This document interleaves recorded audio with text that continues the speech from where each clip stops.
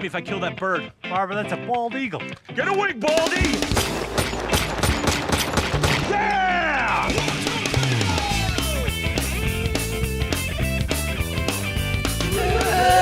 Oh, well. Good evening, and good evening. This is The Wort with Mike, Pete, and Steve. GubsRadio.com. We are live here at the biggest and the baddest comedy club in all of Long Island. That's Governor's Comedy Club, right here in the heart of Nassau County, Levittown, Stephen. Oh, I'm not on, am I? Yeah, you are. You're on. I got you. It's only two of us, so it's easy to remember now. Man. Ladies and gentlemen, welcome to the show tonight. We have a great guest for you, but before we get started, we have to kick it all off with our friends, our pals, our compadres, if they were. Steve, take it away. Rosie's Draft Solutions.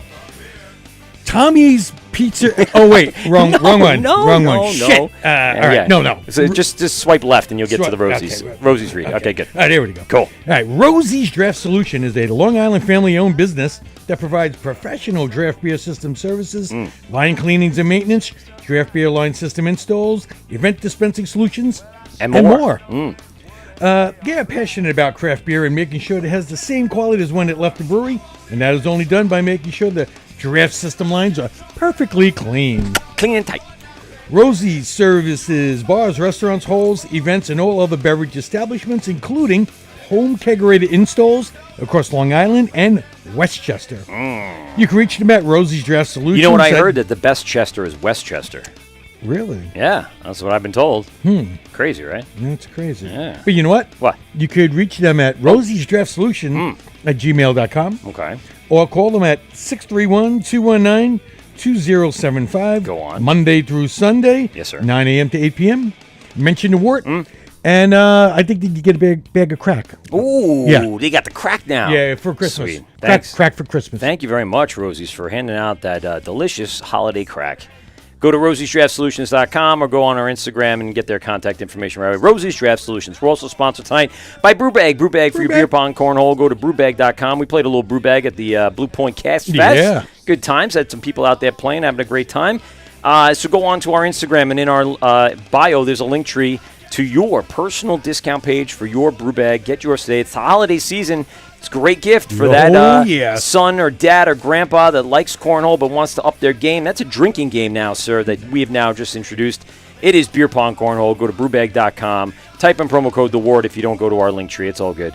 And get your discount today. We're also sponsored by Beer Maker, BERMKR, for your tabletop beer brewing solution, all-grain brewing solution with packages for your ingredients, everything that you need to get started brewing about a gallon of beer at a time, all automated, links up with your phone through an app. You get little alerts along the way telling you what your next step is. And, of course, if you want to be a bold explorer, you can make your own recipes. So go buy your own ingredients and brew your own beer. Go to BERMKR today or go to our Instagram. In the bio, you'll see a link tree link right to your discounted Beer Maker page. Go to BERMKR.com. And tonight we're also sponsored by Brewers Hardware. Brewers Hardware. For your small batch or large capacity needs, go to Brewers Hardware. For tri-clamps for days or any of your fork steps. Yeah. So we can do those too. I'm sure they got something like that. But Brewers Hardware, great sponsor, longtime sponsor. So go to brewershardware.com for yours today. Folks, what we have for you today is one hell of a show.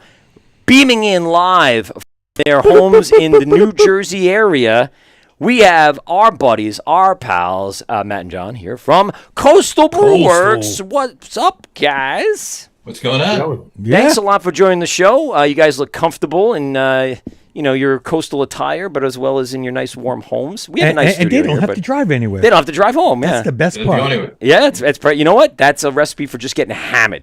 Well, yeah. Well, I mean, what else? I mean, Is there any other excuse you would need? Well, I mean, there's a lot of reasons. see, you but that's woke a up good in the one. morning. There's many. Yeah. You're in the home. You got beer. You brew beer. You brew beer. Yeah. You have a brewery. You have a I brewery. don't drink it. I mean, I don't see an excuse why you shouldn't be getting hammered. This is true. Yeah, it is true. Guys, thanks a lot for joining us. Really Yeah. appreciate it. Anytime.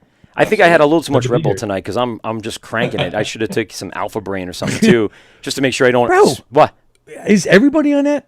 Well, there's new ones like that I now. have so many buddies that are on Alpha Brain. Apparently, it's very good. I guess it's because we're all getting old and we forget shit. You know what it is I'm very good, being a teacher, I'm very good at talking about things I know very, very well. That's repetitive over the years, so I don't even think, I just go. When I actually have to think to talk is when I start, like, my mind races faster than my mouth, as I just showed. there you go. And I can't get the words out fast enough. So maybe I need to work on just my vocal muscles or my mouth muscles somehow, some way. You want to help me with that, Steve? Sounds like a plan. See, there you go. Guys, thanks a lot for joining us. Really appreciate it. So we met you guys down at AC Beer Fest. We'll say 2 years ago, right? Because we didn't attend last year, so 2 summers ago. 2 summers ago. Yeah, the June of 2022. Yeah. Yeah, and we were blown away because here you are. We had a quick conversation, and we'll hear more about it in just a moment. But we heard that you guys were just kind of a startup. And Steve and I and Pete all looked at each other when we started tasting the IPAs you guys were brewing, and we went, "Well, holy shit! Like they have something here. I hope they know what they have because that was some delicious, delicious beer." And I just kept going back and a little bit more. Can I have some more, sir? Please, sir. Please, sir. May I have some more? Let's talk about how this all came about. Give us a little a history lesson in the Coastal Brew Works manual. Well, it goes back probably almost 3 years ago now. Well, I mean, it goes back further than that, but just specifically Coastal. It goes back about probably February, I guess, 2021. Okay. Matt was over my house. We were sitting on the deck having a cigar and, about 30 or 40 beers. Because what else were we doing? Oh, in so it was a February light night. 2021. It was a light. I was taking it easy. It was a typical Tuesday afternoon, right? I think just about everything was barrel aged too, but Yeah, exactly. Nice. Some barley wines just for the boys. Exactly. Yeah, and I get back and forth. I've been in the business about 17 years. Matt's been in it a long time too. Now, what did you guys do he'll before? speak to his. What were you guys up to? Like, give us a little breakdown of that, because I'm sure people want to know, like, where'd the roots of these guys come from, so we know that their beer has some history behind it. Sure. Well, I started. Like I said, about 17 years ago. I've been general sales manager for a few breweries in the tri-state area, and I also had a little sales and marketing firm that represented small breweries that didn't have a sales force out for a little bit. But so like I said, I've been doing this right up until the pandemic shut down the brewery that I was working for. And we never went back. The sales force never went back, I should say. But they're thriving. They're fine. But in any event, we were sitting there, and Matt had. I can speak more on that in a minute, just to give you the background on Coastal. We were just BSing about some opportunities that Matt had talked to a couple people, and I had been back and forth with a few people, and I said, "Screw it, let's just do this. Enough already. Let's just do our own thing. Let's just start this and get it going." And that was this February will be 3 years ago now. Wow. That was that. And it's it's a long, so slow process. yeah, And we're still going. Listen, I mean, good things always take a while to really get right. So like I said when we were talking, when I did the open there, it was the beer kind of spoke for itself. So now you just got to get the other things in place. Matt, where did you start up? So basically, I was a marine biologist for 14 years. What? I basically We have another ran around the biologist on planet. this show. I ran around the planet in a bathing suit, jumping in the water with sharks. That's basically what I did. Shark biology, ray biology. I was not a marine biologist. Have you ever gotten molested by a dolphin? Yeah. Has there been any dolphin encounters? Then I started doing a lot of underwater photography. I don't know if you can see, but those are 2 tiger shark pics somewhere behind me. Those on the wall. I took those. And then I came back I was living part of the year in Florida and part of the year in Africa, and I ended up finishing the contract. Like most people. Yes, Yeah. yeah, average I Joe. came back to New Jersey just to see family and hang out for a little bit, and I ended up having a buddy who ran a photo studio and basically asked me to come in and do commercial photography for him. And I was like, I take pictures of sharks underwater, not handbags. And he goes, you can take a picture of a shark swimming at you underwater. You can take a picture of a handbag sitting on the table. What if you stuck the handband underwater and have it swimming at you? Yeah. Yeah, I've always wanted to do that. Yeah, So that- I haven't done it yet, but you know, then I kind of went in and he said that was great. Can you come in tomorrow? And that turned into a couple of years of can you come in tomorrow? And then I ended up running my own photo studio for a few years. And meanwhile, where the photo studio was right down the street from Cypress Brewing, which is in Edison. Love us some Cypress. Yeah. So I had known Charlie and Jay, two of the owners of Cypress, previously because they both had worked at a place called JJ Biddings in Woodbridge, which was a brew pub, where the homebrew club that I was in met.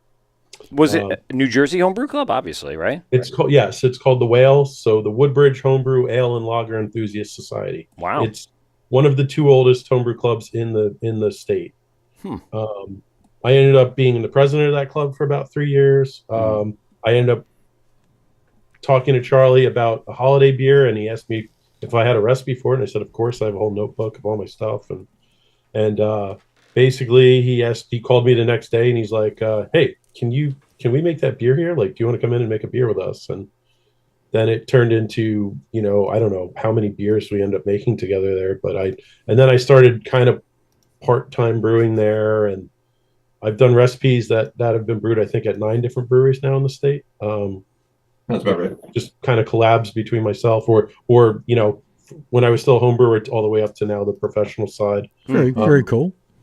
And yeah, I mean, because of the science background, like, you know, the technical side of brewing is very easy to me because it's just organic chemistry experiment. It's like when I used to do some lab work or something. And I've always loved beer. I've always loved food. So I have a little bit of the culinary, I guess, you know, aspect to it. I remember when I originally went to Rutgers, right, in New Brunswick, which, you know. You are New Jersey homegrown, huh? Yep. And basically I used to go to one bar and it was a little Irish place called McCormick's, and they had Guinness and they had pictures of Victory's Hop Devil. And I used to get pictures me and a couple buddies got pictures of the two, and we'd make what we call Black and Devils, which is basically like a black IPA before black IPA was a thing. I'm talking like 99, 2000. Thoughts? So yeah, I mean, it's like I was blending beer like shortly after I really started. That sounds like an legally idea. drinking. So, I need to get myself trying that. Try a little Guinness, something like a nice dry IPA. See what happens. it's quite nice, actually. Yeah, something West Coasty with a lot of pine works. Yeah. If it's too citrusy, sometimes it's a little not balanced, but Yeah, you got to do it something that's a little more piney and more West Coast. Yeah. So that roastiness of the Guinness comes out. yeah. Well, again, Guinness is just a light beer with a little bit of roasted barley in it, though. So Yeah. Guinness is a really, really light beer. So it actually works well for blending and things like that. So, so yeah, when we went to think of a name, I was like, well, I want to include like kind of the something oceany or you know, something that I wonder why. Yeah, draw from my background for, and we came up with coastal, and that was pretty much it. It's from taking pictures of handbags in the water. Right. That's what it was. Exactly. It was Coastal Handbags and Co. Funny little story, actually. It was originally Coastal. We were going back and forth between Coastal Brewing and Coastal Brew Works. Coastal Brewing, Coastal Brew Works, right? Okay. Back and forth. And it was literally 50-50. We just couldn't make up our minds. Finally, we kind of, Coastal Brewing kind of edged out slightly. So we're like, all right, let's just run with it. So right before we actually incorporated and filed the business paperwork and the name and everything else, we're like, let's just secure the domain name, right? So we went on, and Coastal Brewing was taken by a guy in Iceland who never opened the brewery, but he squatted on the domain name for like 12 years. Waiting for someone to buy him out. Smart Waiting for somebody to help him out, buy him in, open the brewery, buy the domain name, whatever. So we were like, you know what? Let's go to Coastal Brew Works. I like Brewworks better personally. I like it better anyway. I mean, I do too now, obviously, but a little more distinctive. But Do people like differentiate brewery versus brewworks, or even works with a WERKS? Like, does that mean anything in the grand scheme of what a business is for breweries? I think so. No, it's just a matter of preference. I You know guess, what? then, right? Yeah, it's. I mean, for the longest time, I mean, Long Island is beer company. Yeah. And that's another thing. I've Like seen beer company, I've seen beer works, I've seen brew works. Yeah. There's a lot of places that are brewery, not even brewing, just like something brewery, not even brewing company, just brewery. Our buddies up in Asbury Park over here, Wild Air, they're Beer Works, and it's one name, it's one word, Beer Works. So I have seen Beer Works as well. And is it WO or is it WE? No, it's WO. Yeah, it's BEERWORKS. Huh. Yeah, there's now, one word. What is the brew with the works? WERKS. What is that? Just a play on the name? Yeah, that would be more if you were doing German styles. Okay. That's more of a German spelling of it. Yeah. All right. I mean, technically it'd be Brauworks. Right. WERKS would be. Yeah, I never even thought about it. Now, when you bring it up, I'm like, you know what? I've seen a bunch of, let's say, annotations of what brewing, all that stuff, and I never really made an association with anything. I guess it's a little bit of everything. Well, like what they were saying. Yeah, that guy squatting. Yeah, it made it easy for them what to become. Yeah, it makes sense. I mean, sometimes they had the idea, and which one is it going to be? Bunch of people checking in on Instagram. What's up, Broccolock? That's cool brewing. Brothers Cascadia. Take Two is checking in.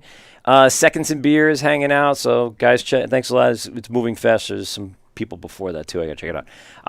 But we are live on Instagram now as well. So, guys, at Coastal, when you guys first, you allocated the name, you're ready to go. What's that first beer that you guys decided to brew together? It was well, you had that taken. I was going to say the same thing, but I know you're going to. Yeah. It would be this guy. Building Sandcastles. That one right there. I'm backwards, so that one right there. Now, obviously, you guys did that at like a homebrew level, where you just did like a small batch just to try it out. I mean, I've done a bunch of IPAs on the homebrew level, and honestly, I didn't do that like specific recipe, but I did something pretty similar. So I kind of knew where it was going to end up, and I put the well again too is that we were contract brewing at Bolero Snort. Yes, so we got to talk about that for sure. All of a sudden, it's 30 barrels. So yeah, so the first batch of that specific beer with that specific hop profile was 30 barrels. Yeah, well, you start small. You got to test it out, see how it works. And I'd used Motueka, however you pronounce it. My New Zealand is terrible, but you've been around the world. How do you not know? But I hadn't actually used Sabro in a beer yet. I love the flavor. I love the hop. I've had a lot of beers with it, but I wanted to use it. So yeah, we kind of like dove into the deep end. I mean, I know how from tasting the hops, and I kind of know how aggressive they are. So I just came up with a ratio of 3-2. Motueka to Sabro, because I knew the Sabro was going to have a little bit bigger bite to it. So to try to get it balanced between the two elements, I went 3-2, and we put a lot of oats in it. It's just really soft, and it all worked out. I like the softness of those too. Steve, have you ever brewed with Motueka? Yes. Motueka? Yes. Yeah. Yeah, some of the collabs I've done. Yeah. We've more recently, you didn't. Yeah. Not when, in some of the staples. Big lime nose, big lime flavors. I love that hop. Yeah. And it goes so well with the Sabro, with the coconut and the Sabro. We put the lime and the coconut with that beer.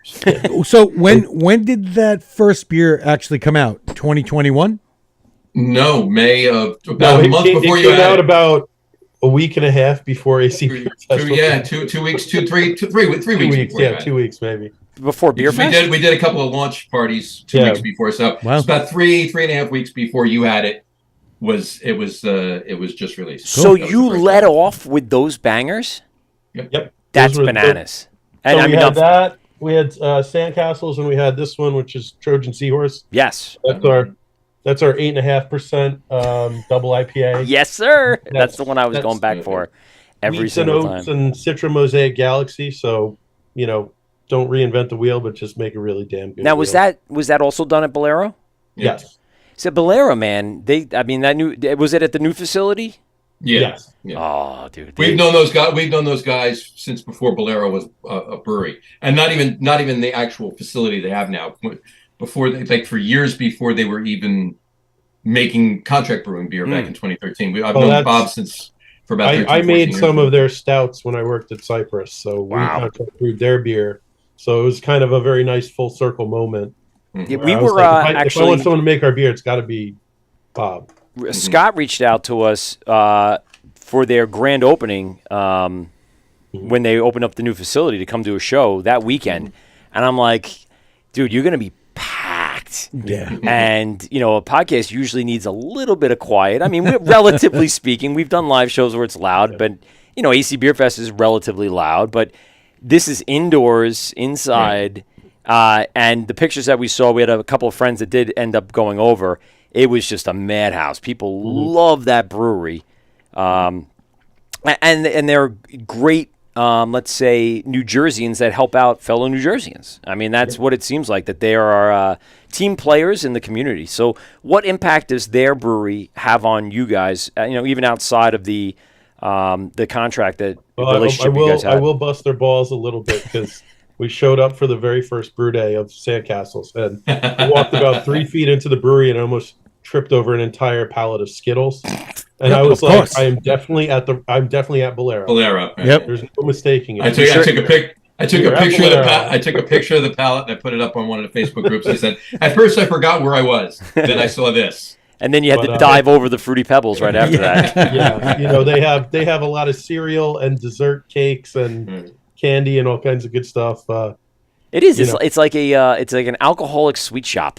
Yeah. I mean, they go a little bit into the Willy Wonka, level of craziness. But that's really set them off, though. I mean, that's like that Fruity Pebble beer.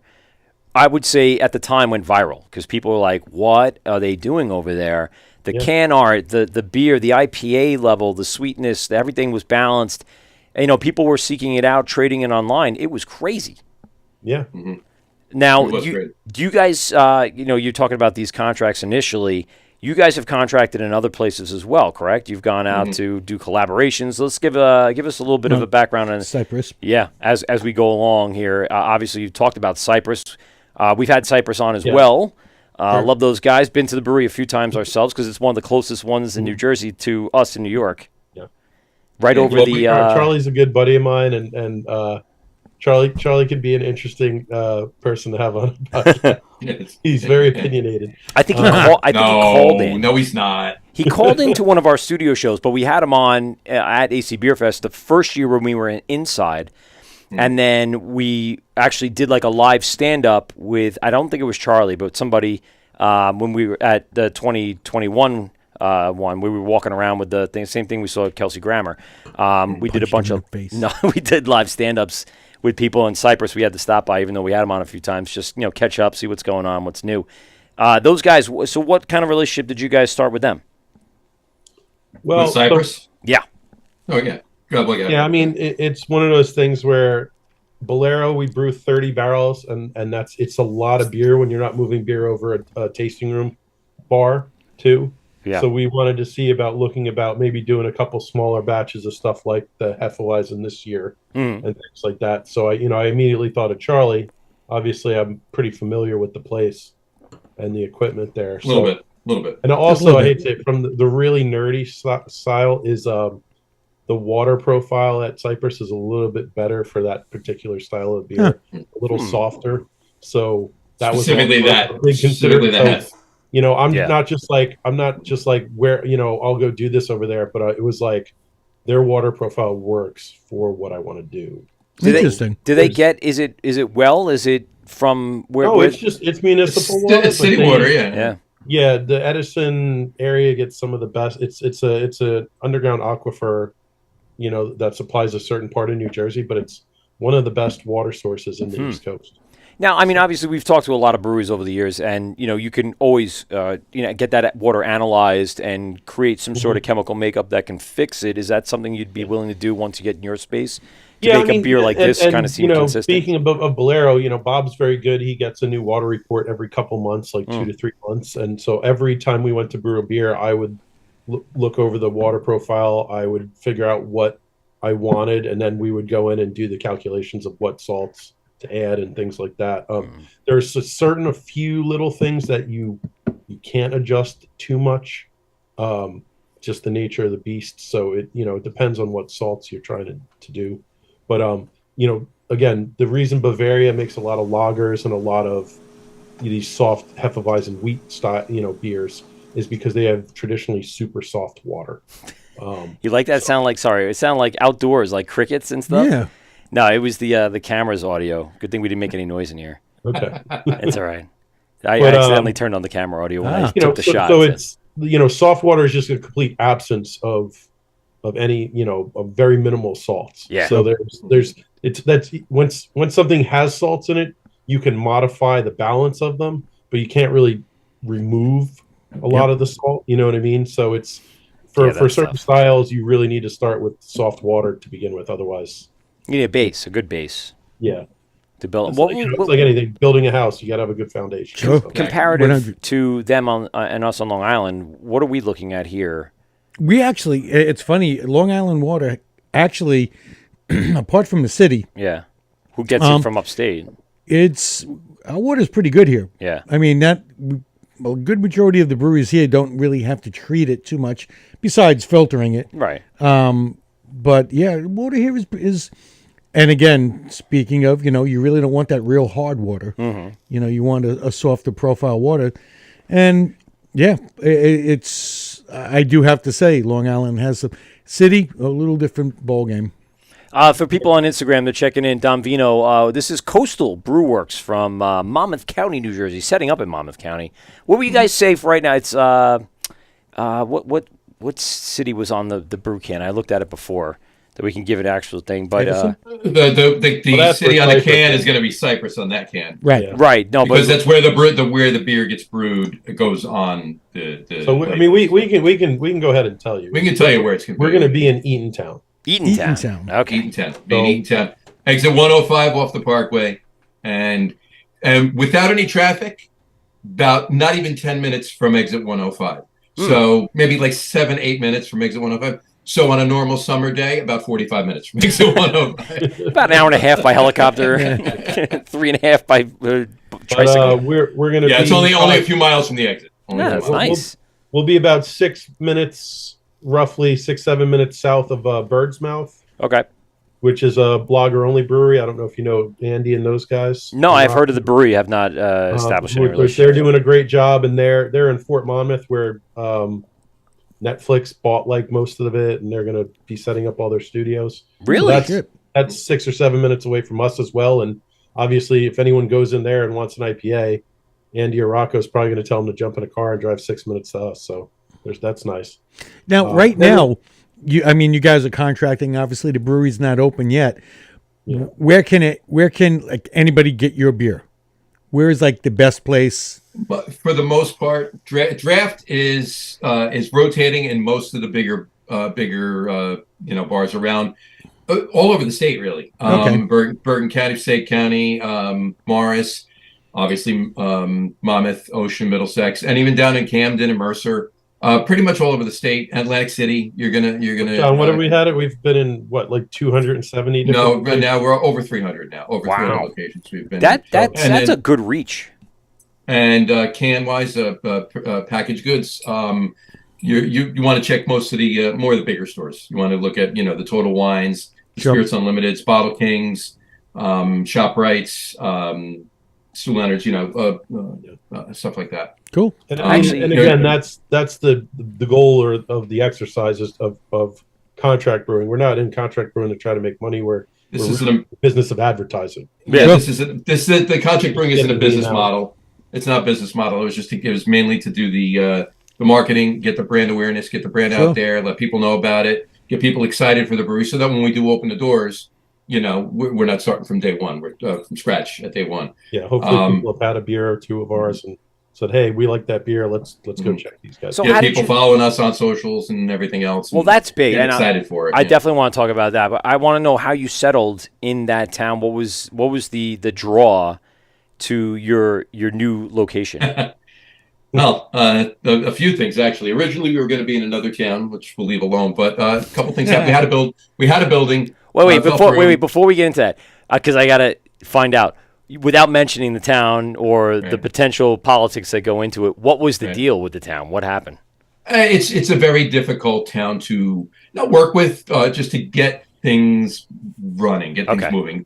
And when you do, it's great, right? But Well, there's a brewery that's been trying to open in that town for going on 3 to 4 years now. Really? or almost 5 years at this point. Yeah, Yeah, they've been and really they're still working. not open. So And what's stopping them? Are they just people not Who giving them? knows? It's not really been advertised even in our circles Mhm. what's going on. So they're keeping it tight-lipped. So Yeah. whatever is what it is. Yeah, they don't want to spoil it. They waited this long. They don't yeah. want to screw that up. Right. So, but we did have a building in that town, and Okay. it fell through.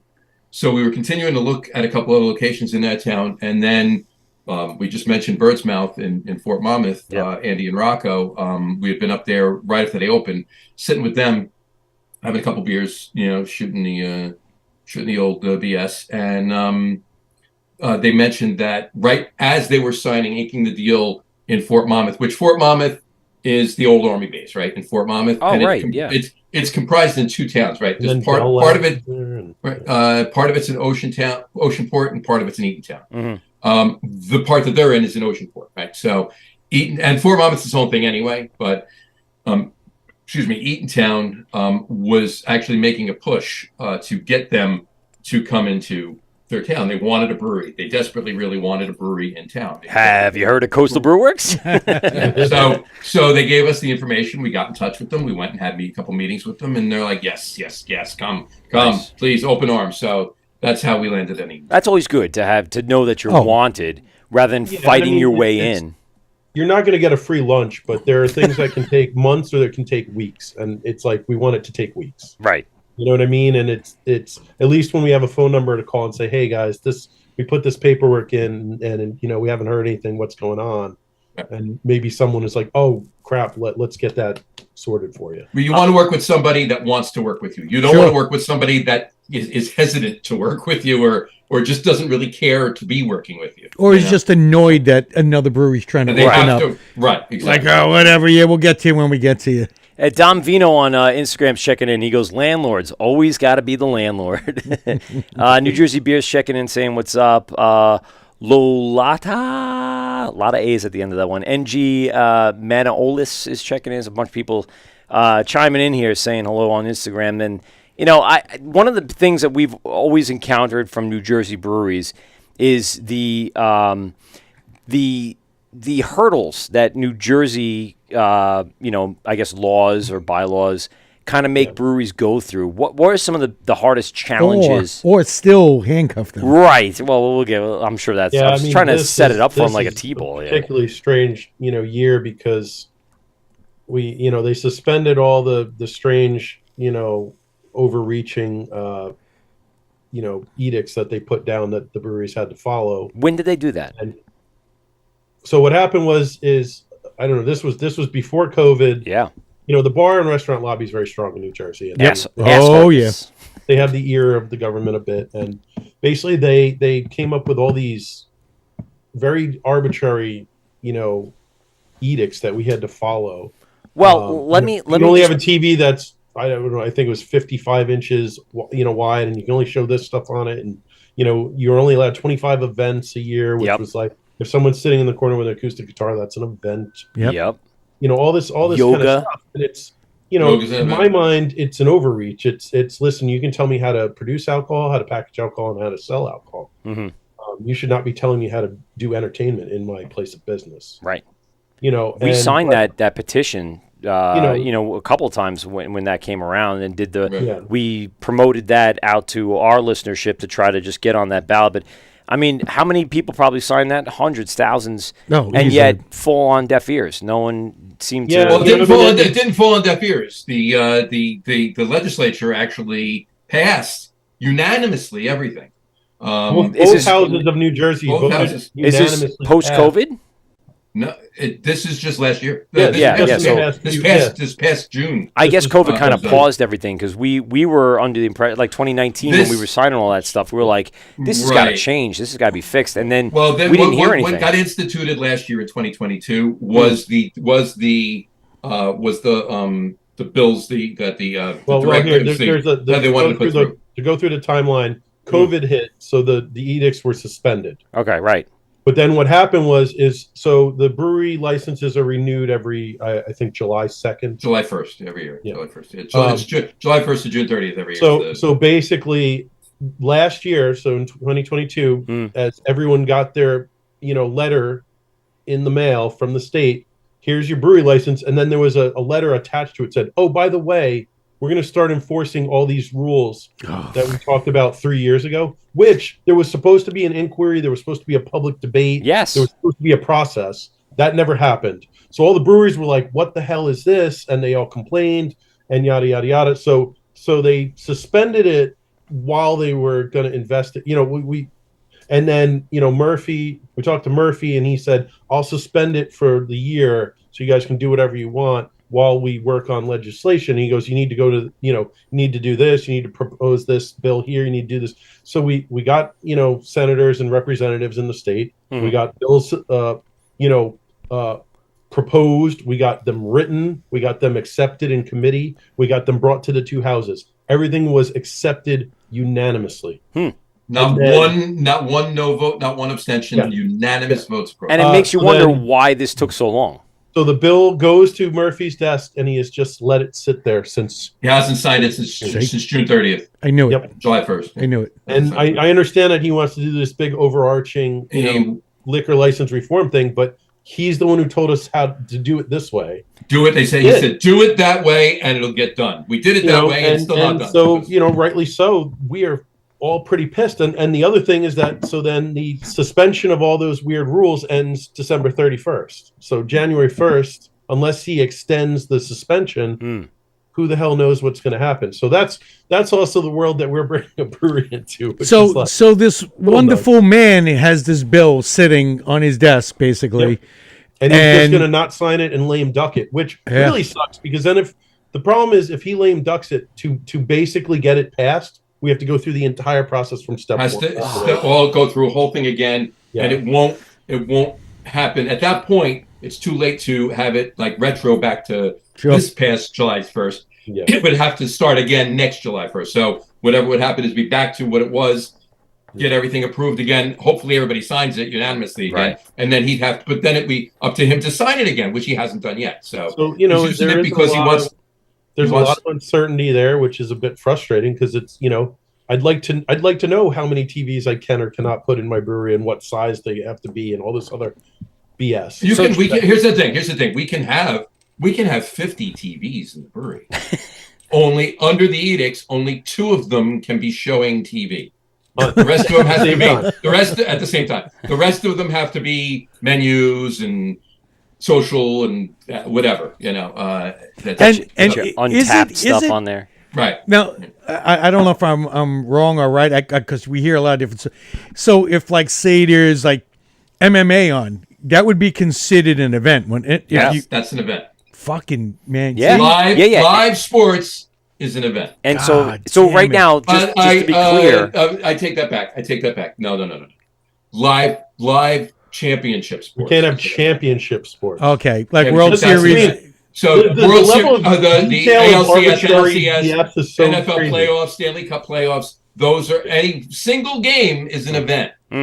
Not just like the World Series. That's 7 events. If it goes like 7 I said, games, right? the depth of arbitrary choice of these things were just ridiculous to begin with. So wait, to be clear, so all that though has since been suspended until January 1st. Murphy suspended it till the end of the year. So right now, over the last year, pretty much anyone can do what they want. There's no one checking in on them. Yeah, and that's why you see tons of New Jersey breweries with live music all the time. And you still have, if there's permits that need to be filed for, you still need to file for it. Sure. He's not saying it's a free-for-all, do whatever you want. You still have to do the channels, but they're not going to limit you to the amount of events you can have. They're not going to, if you've reached your 25, you can have 26, 27, 28. Paintball- 50, 90, it doesn't matter. But you still Paintball have night to in the file parking permit. lot at alternate ending. Right. Just- Alternate endings doesn't fall under this. They have a full Alternate liquor endings license. they have so a full they're- liquor license. Oh, right. So they brew pub. Yeah, that's right. All right, we'll get into that. I Wow. forgot about that. But like one of the things that I really don't like is, so if you only have 25 events for an entire year, I mean, you're going to have to plan your whole year out, basically. Right. Sure. And then you're never That's going less than one every 2 weeks. Less than one every 2 weeks. And for instance, we have a good friend, Chuck from Jersey Girl up north, and one of a kid in his town got diagnosed with some kind of rare cancer or something, Okay. and he had a fundraiser for Right. the kid. That's an That's an event. event. That's an It's event. Well, seems no, but that's what I'm ridiculous. saying is, this was before all the event crap. Right. Now I have all 25 of my events planned for the year. I can't do anything like that. Yeah. Something that would be beneficial and give back to my community that I live in, and it's just off the table. I mean, I think that's pretty crap. It's interesting because since it's coming so close to the end of the year, Yeah. how this is going to all play out. Right. It- Well, it's- what he originally wanted to do, what he originally said was he's holding off on, he's lame ducking it because he wants global liquor license reform in the state. He wants to, and I'm not going to speak to a point of knowledge. I know, I've seen, I've listened, I've heard, I've done it, but please go out if you're really interested and listen to the actual what he's saying he wants, right? But for all intents and purposes, it's he wants to basically do away with the liquor license or expand the amount of liquor licenses in the town, devalue them by means of giving tax rebates to license holders for the basic value of the liquor license, which is all well and good on paper, but let's just say the liquor license is worth $100,000. We know it's worth more, right? Sure. We know it. Well, it may not be worth more. A liquor license is worth, it's a piece of paper, right? So what's it? The value is whatever you want it to be, right? Yeah. However much you can sell it for, that's how much it's worth, right? But let's just say it's $100,000. They're going to give $100,000 in tax breaks. That's fine. You'll get your $100,000 back. However, in 10 years, that $100,000 liquor license is going to be worth $500,000. Sure. Where's my other $400,000? And what about the 20 years after that? And the 20 years after that? And my kids and my grandkids and my great grandkids that are making money off of this liquor license. That's why this is going to be such a ridiculously difficult, process for him to do this. Definitely an uphill I battle. honestly think that's never going to work. It's definitely it's the uphill list of uphill battles. That's for sure. What do you guys have a lobby? Do you have something together, a coalition, Yeah. someone to speak directly, like a representative that goes? Yeah, we have the Brewers Guild. So There's the Brewers Guild and the Brewers Association is two. and that's the thing that also upsets me, because you have all these guys that are good buddies of ours that are other brewery owners, and they went down to Trenton like 15 or 18 times during the course of this whole year. Specifically to present this to all of the they had to the present testimony. committees, They everything. put a lot of time, and that's just time that they did because they believed in it. And Right. it's spitting in their face. By not signing that, it is completely spitting in their face and giving them the finger. What do you think the end result here is in Jan 1? Like, if you had to guess, what do you think is going to happen? I don't know. I think he'll extend it. I do. I'm just guessing. Yeah. I could be wrong. He For could another say, year, or you think 6 months? Like, what do you? Well, he would extend it for 6 months and see what happens by June 30th. Yeah. That would be my guess. I don't know. Obviously, I have no knowledge of it, and I have not spoken to anybody that has knowledge of it and gotten their info. This is literally just my opinion. I think he will extend it, though, because he's actually come out and said that he wants to help the breweries, right? Obviously, helping the breweries would be sign the damn bill. That'd be helping the breweries. Sign it. You helped us. Thank you. The interesting thing to me is that if you have a vineyard or you have a cidery or something, and you can have bands, you can do, and I'm like, they do the exact same thing. It's just they have a different sugar source. Right. Like, don't like why are we the ones that are like, cause it like what? I what is it about the have brewery? my opinions, but I'll keep them to myself. Yeah. A couple But- people checking on Instagram. Kid Squids checking in. Yeah. Brew Grenades. The Beer Dad, and then Dom Vino says they know the hurdle that they put in place. They want you to pay to play, and that sounds a lot like someone knows the hurdles that need to be gotten through for a That brewery sounds like New Jersey. Lost This is New Farmer. Jersey. I mean, And then I'll leave it at that. yeah, exactly. I mean, we're not New Jersey, but there's still same things going on here. Lithology's checking in. Twain-X is checking in. But I mean, there's always going to be something. It's just obviously New Jersey puts the biggest obstacles right, I've but ever like in heard New of. York, right? You can have food. Oh yeah. You can have unlimited events. Yep. Right. Yep. You can have. It seems like Hawaii right, here compared to. Right. You can have guest taps. Yep. You can pour wine and spirits that are brewed and distilled in New York State. Yes. In your brewery, you can also be a distillery. Mm-hmm. As well as, our buddy Jesse Ferguson owns Interborough Spirits and Ales. There you go. He makes beer and great spirits. I'll tell you something. I'll go to another ridiculous level. So we've been contract brewing. So we have all this contract brewed beer. Okay. We cannot sell a single. I'm gonna get back to that. I'm gonna get back to that when he's done. So yeah, you can't. What? The beer was not made in that building. It cannot be sold in that building. That's even though it's our brand, it's our beer. So basically, when they open up their brewery, if they contract it out, that beer that they made, can't sell their own brewery. They can't sell in their own brewery. Everything that we've made at that point that we have in stock still has to be sold in distro. Can you imagine that was here on Long Island?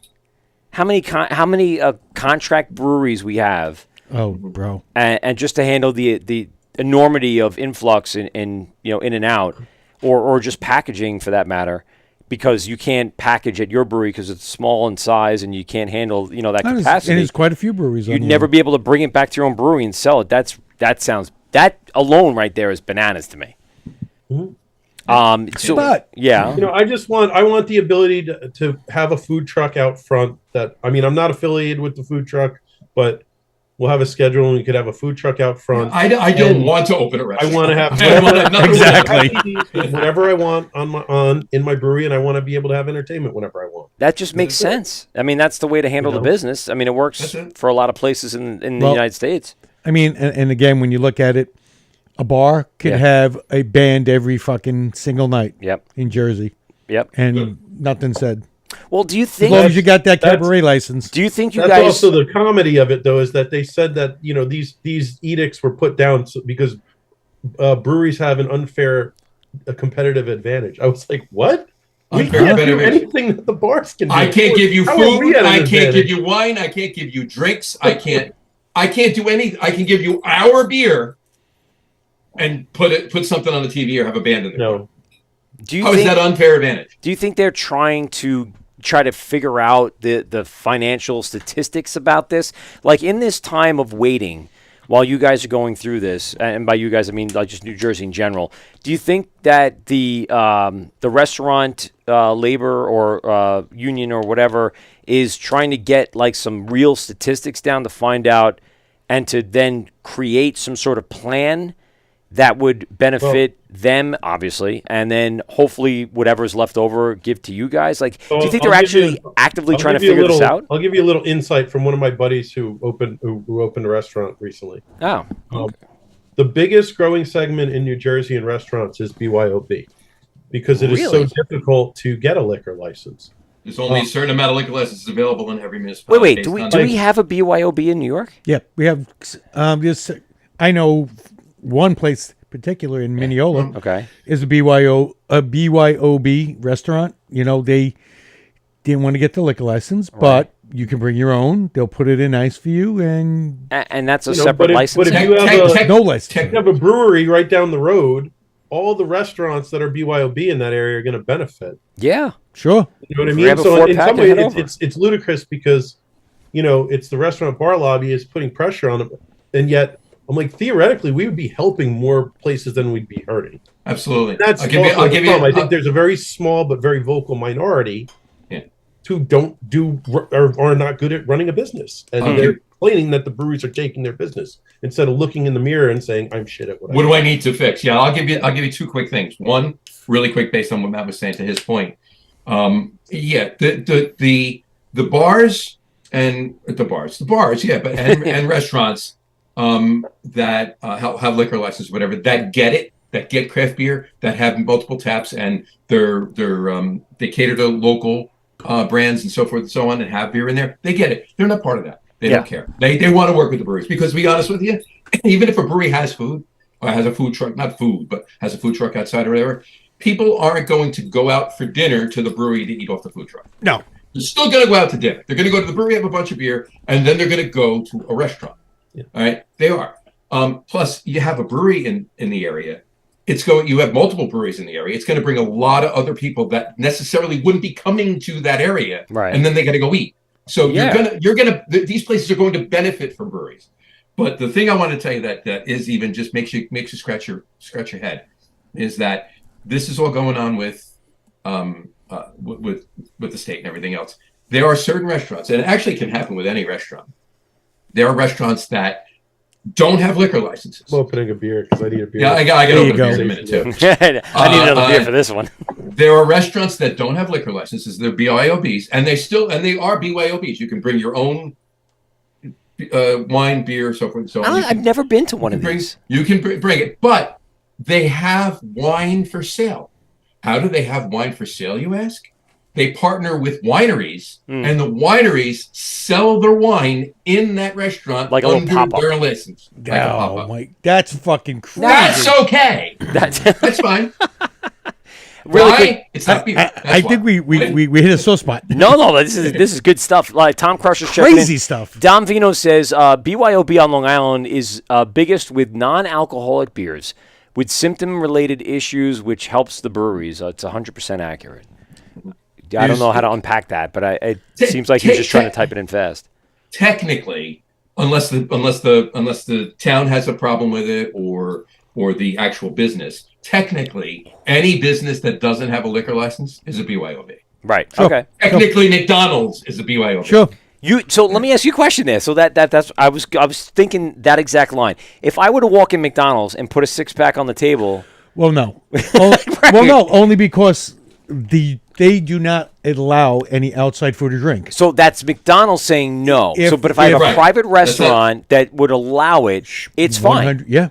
You Really? can walk into a pizzeria. How go come into, go into a pizzeria and have and that doesn't have a liquor license. Well, it doesn't have the most pizzerias like in New York City or whatever. They have beer, right, or whatever. But if you go to a pizzeria, just a regular one with 6 tables out front or whatever, walk in there with a beer. I doubt they'll say anything. Yep. Really? I just didn't think of it that way. I don't know why. But There I are just- a couple of places by probably because me. I'm drunk as I'm walking in and I don't need another Well, beer that's right a now. different story, right? There's a couple of places by me that one's a pastaria. Yeah. And same And they thing. advertise it as BYOB? They right up front BYOB, and they will.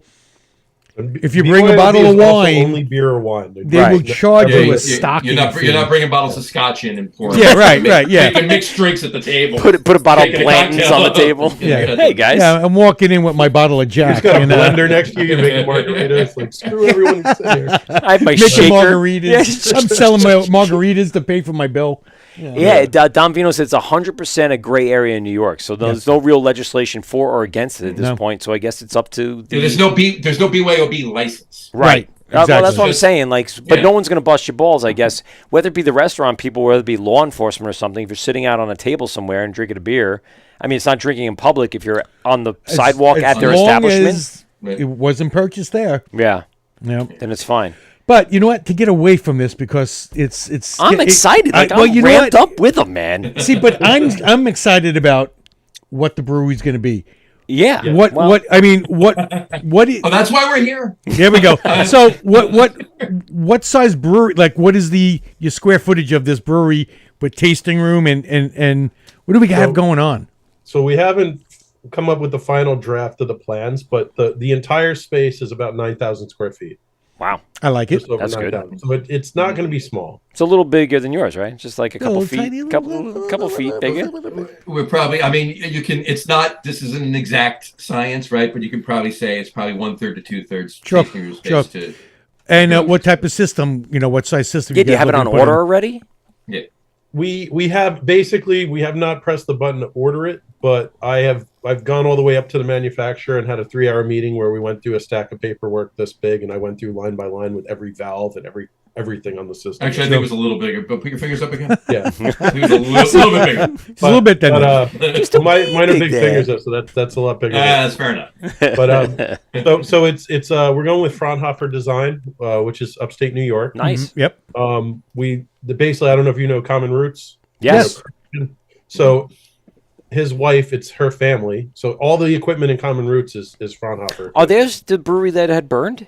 Yes. Wow, that's right. Well, they had that whole everything. Yeah, everything. I remember seeing that. Yeah, it was pre-COVID, right? And now they have the newer brewery, and then they have another building across the road, and they have pipes underneath the road pumping beer across under the Get road. this shit out of here. All kinds That's of craziness awesome. out there. Yeah. So- Huge facility, beautiful. They catch me every time I with like the the backhoe. fact that they're only a few hours away. I like the fact that they're bending steel. They're not getting tanks from China. They're actually That's bending awesome. Yeah. stainless and we've known Christian for a while, so it's, what size? How many barrels are you we were going to actually getting two brew houses, so we're getting a 3.5 and a 15.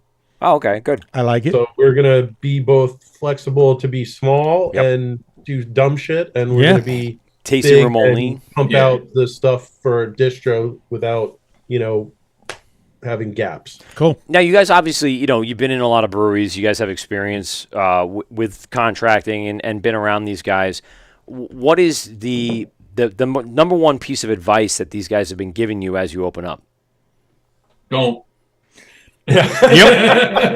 Yeah, that was mine. I know. Every I'm time not gonna somebody lie, came into my brewery, There've been a few don't do it here and there, but You asked. that ship has left the dock. So, I mean, it's if you have a solid plan and you have solid beer, I think you'll be fine. Yeah. That's really where it's at. And then I think again, we've built a little bit of the brand. I think we make solid beer. but we've had two of them so far, and we're very happy over here. Yeah, I mean, we're going to get On into Long Island. these. And we're spoiled. We're in a what did I say that everyone sticks with? And I'm pretty sure I got it from Pete. But we're at an embarrassment of riches here on Long Island with the amount of breweries that we have, and I feel like New Jersey's. When we go to AC Beer Fest and we go around, we're also then blown away by what New Jersey breweries can offer. There's the a lot of community. good liquid in New Jersey. There's a lot of good liquid on Long Island too. There is, but there's a lot of good liquid in New Jersey. and I mean, my if you want to call it my brewing philosophy is I like keeping things very simple, and I like having very clean flavor. Yeah. I don't, if I can do something in 3 malts, I won't use 4, 5, or 6 malts. Sure. It's simplicity in many ways is bliss, and I will tell you right now that you will probably never see a beer with more than 4 hops in it from my brewery.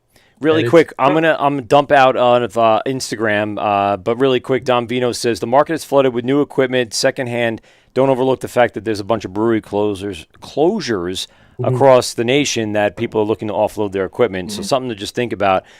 Solid write-offs, main business, outside brewery, blah blah blah. But for the most part, he's right. There's a lot of closures that we've been noticing. And we have been looking at certain things. Even unfortunately, a couple Instagram. breweries have gone out of business in New Jersey recently. So we've looked at some of the equipment, and the problem is we know what size systems we have are getting, and like if some of the equipment works with it, that's great. A lot of it doesn't. So we've been looking. And we're not going to replace the brew house or the fermenters we're getting from Fraunhofer with anything. Right. We can augment some of that. Or without add to it. I mean, stuff, sure. you keep your brew house because that's what you want, and you on paperwork, like you said, I want this valve. I need it here. I need to do this. I need to do that. I mean, we've secured a 10-barrel tank from a meadery that went out of business. Okay. Ooh, And we're going to basically just use that as a lager tank. good Oh, idea. all right. Yeah, So nice. it's a short 10. It's a squatty too. So Yep. it's not necessarily a horizontal, but it doesn't have as much Yeah. higher But I mean, Right. so it's like We're going to, brew lager, put it in there. Whenever it's ready, we'll take it out, and then we'll put something else in. And that way it's over there in the corner, and it's not affecting our normal production schedule. always have lagers. Just always have a lager Yeah, the in the fermenters. so. Had that in the wings. I gotta break some news. I got some breaking news. I don't think we have that on our machine here. No, That's not gonna work. Okay, breaking news because that broke something. Treehouse. There was a suit filed against Treehouse partners over lavish lifestyles and skirting shareholders. 2 majority shareholders of the breakout beer star Treehouse paid themselves excessive salaries in excess of $16 million and cheated a minority shareholder out of proceeds, according to a superior court in Hampton. This guy that they mentioned, I don't want to mention his name, he's a 2% shareholder, and complained that the majority shareholders took all the money, and having some trouble up in one of the most sought-after craft breweries in America. I know, it makes me not want to get it, right? No, I don't want to hear that because they're supposed to open in Saratoga. Right? Well, yeah. Well, you're going to have a little bit of an issue with walking in there, seeing some finagling going on. Come on. All right, guys, really quick. So we got a segment here we call Steve's 3 Questions. We have a little sounder here that we're going to do for Steve's 3 Questions. And when we come back after the music here, Steve's going to take it away. So here it is with Steve's 3 Questions here. Hopefully this loads up pretty quickly because the opening did not load up at all. No. It took like forever. So I'm hoping we'll that keep this... talking over. No, it's So, fine. We got it.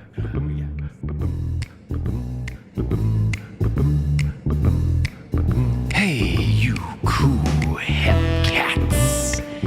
Tonight, we bring you a very special presentation. 3 questions with our very own Steve Pominski. Yeah. Steve's questions. 3 questions from Steve.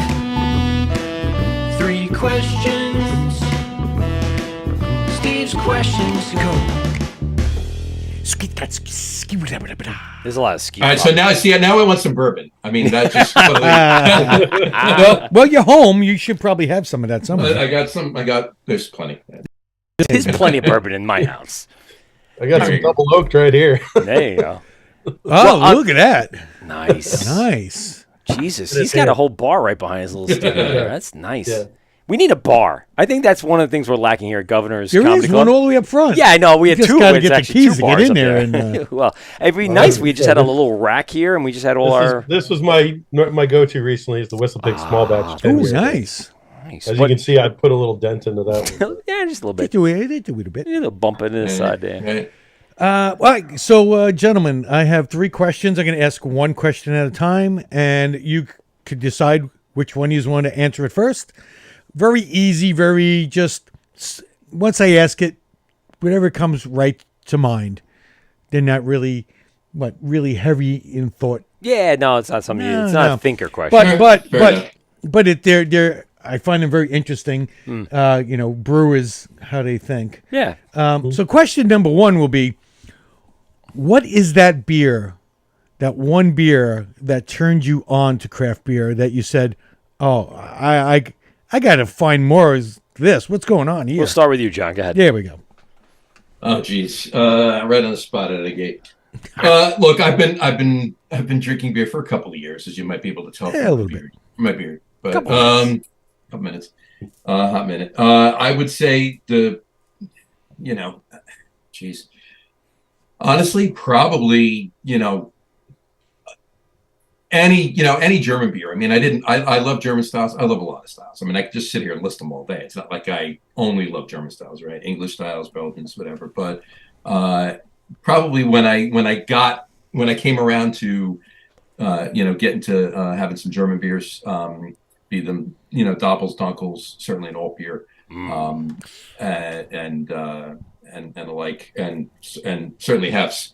That was like, okay, yeah, this is now it's not just going out and grabbing a light lager and having 10 of them a night just to at a bar when I'm 21. Not having It's the appetizer. no Right, Meisterbrows. No. Nice. I'll make it global German styles. It wasn't one particular German styles. Once I gravitated towards them and got a few good ones in front of me, I'm like, yeah, this is Cool. would be mine.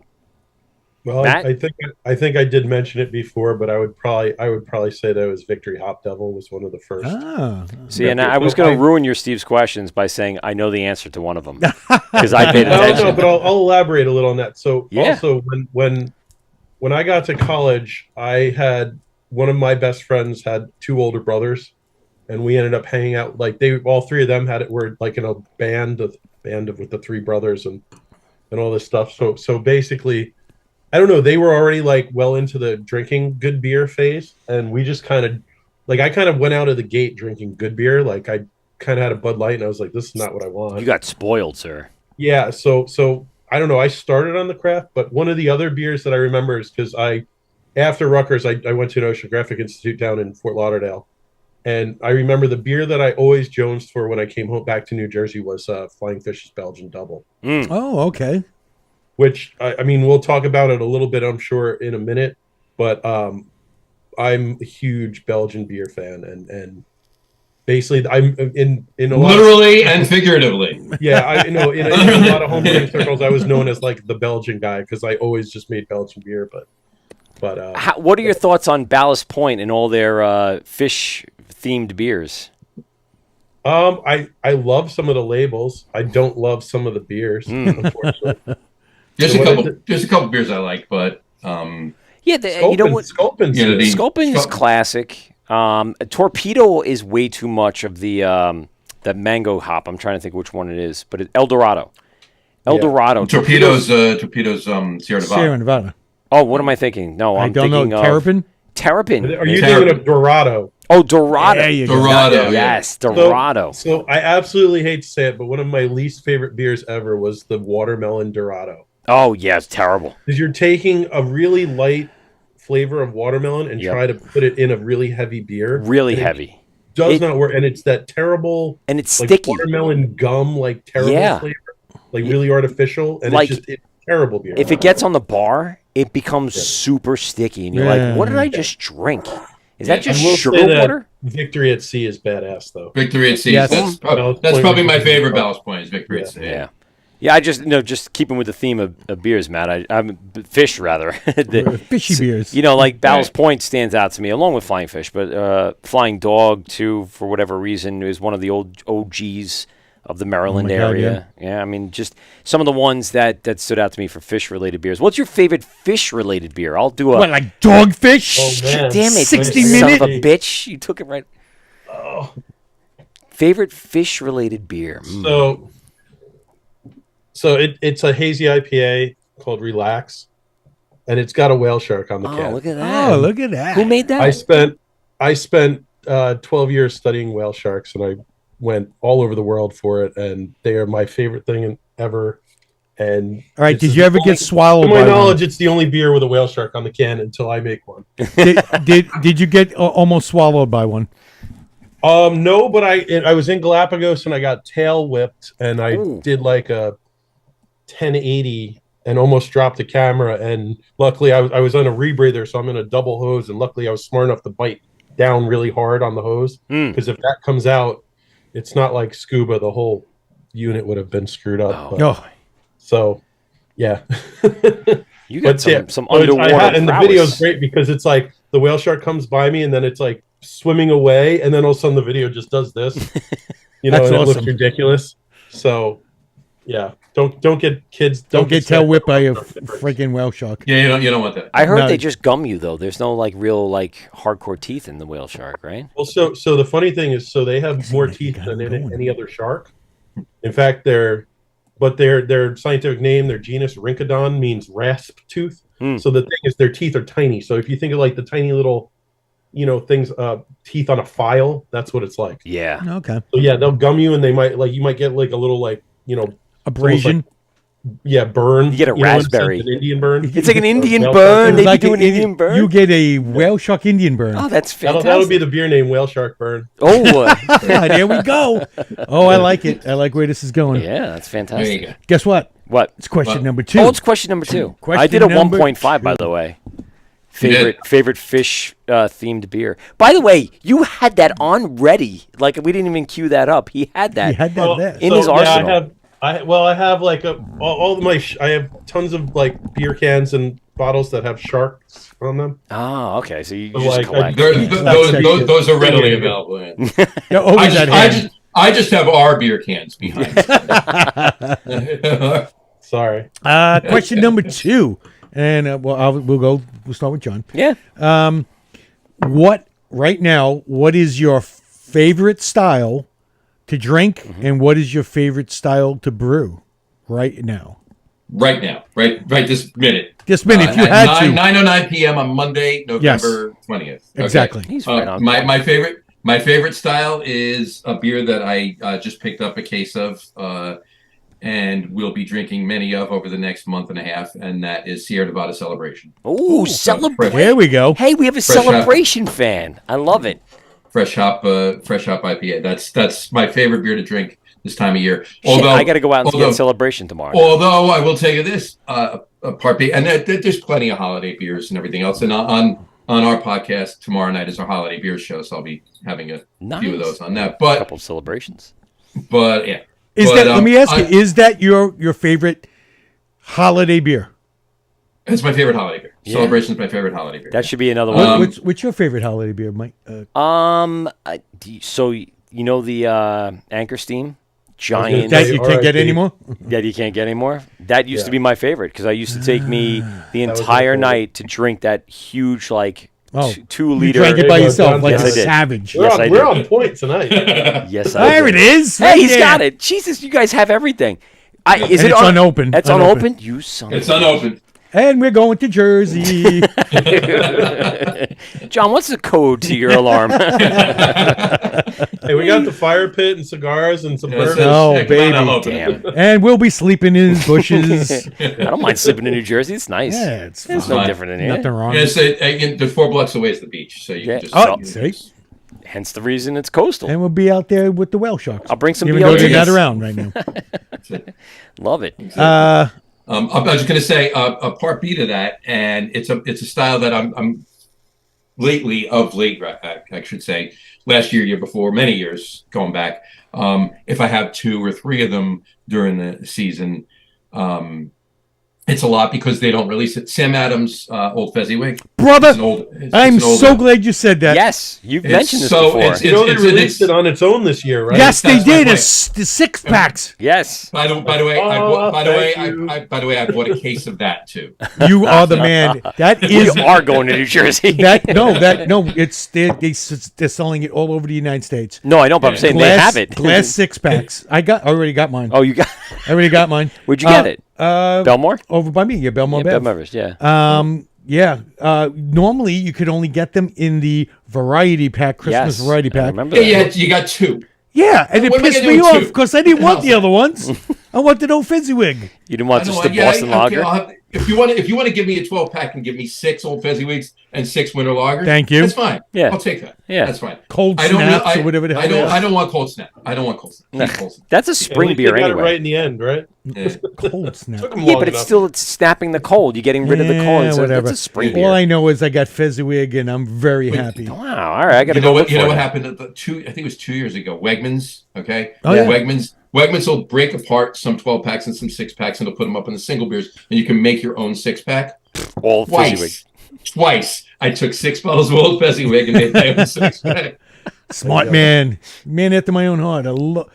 It's been, when I first came out with it, I'm like, oh my God, this is one of the best winter warmers I've had. Yeah. One of my it's an old ale. It's one of my favorite styles. Old It ale. was just, Old ale's so good. it was on point. On Yeah. point. They do a great job.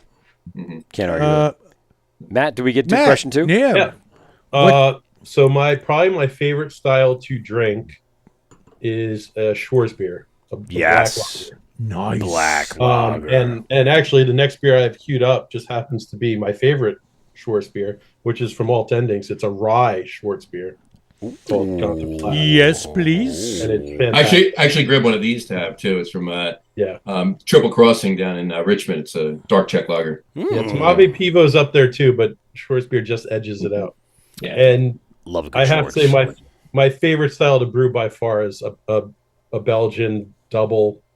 It's the first commercial beer I ever made was a gingerbread spiced Belgian double for Christmas. Oh, that sounds wonderful. That just sounds wonderful. We will be doing that beer. It will be that'll be our winter. From the first Christmas season that we have. But It just warms my yeah, heart. I've done doubles with fruit in it. I've done doubles that are dry hopped. I've done doubles, all kinds of weird. I've done doubles with mushrooms in it. What kind of mushrooms? Interesting. Dried chanterelle mushrooms, and it came out absolutely stupendous. Really? Really? It's a woody, earthy. I was just, Yeah. it didn't with some taste like umami, dirt. though. Yeah, It was it's- no- Crazy. for me, like, the earthy part I think is like a touch of that dirt, but I don't mind the dirt taste as long as you have something to not counter it, Well, but like to balance it out yes, with it, right? You need some because sort of.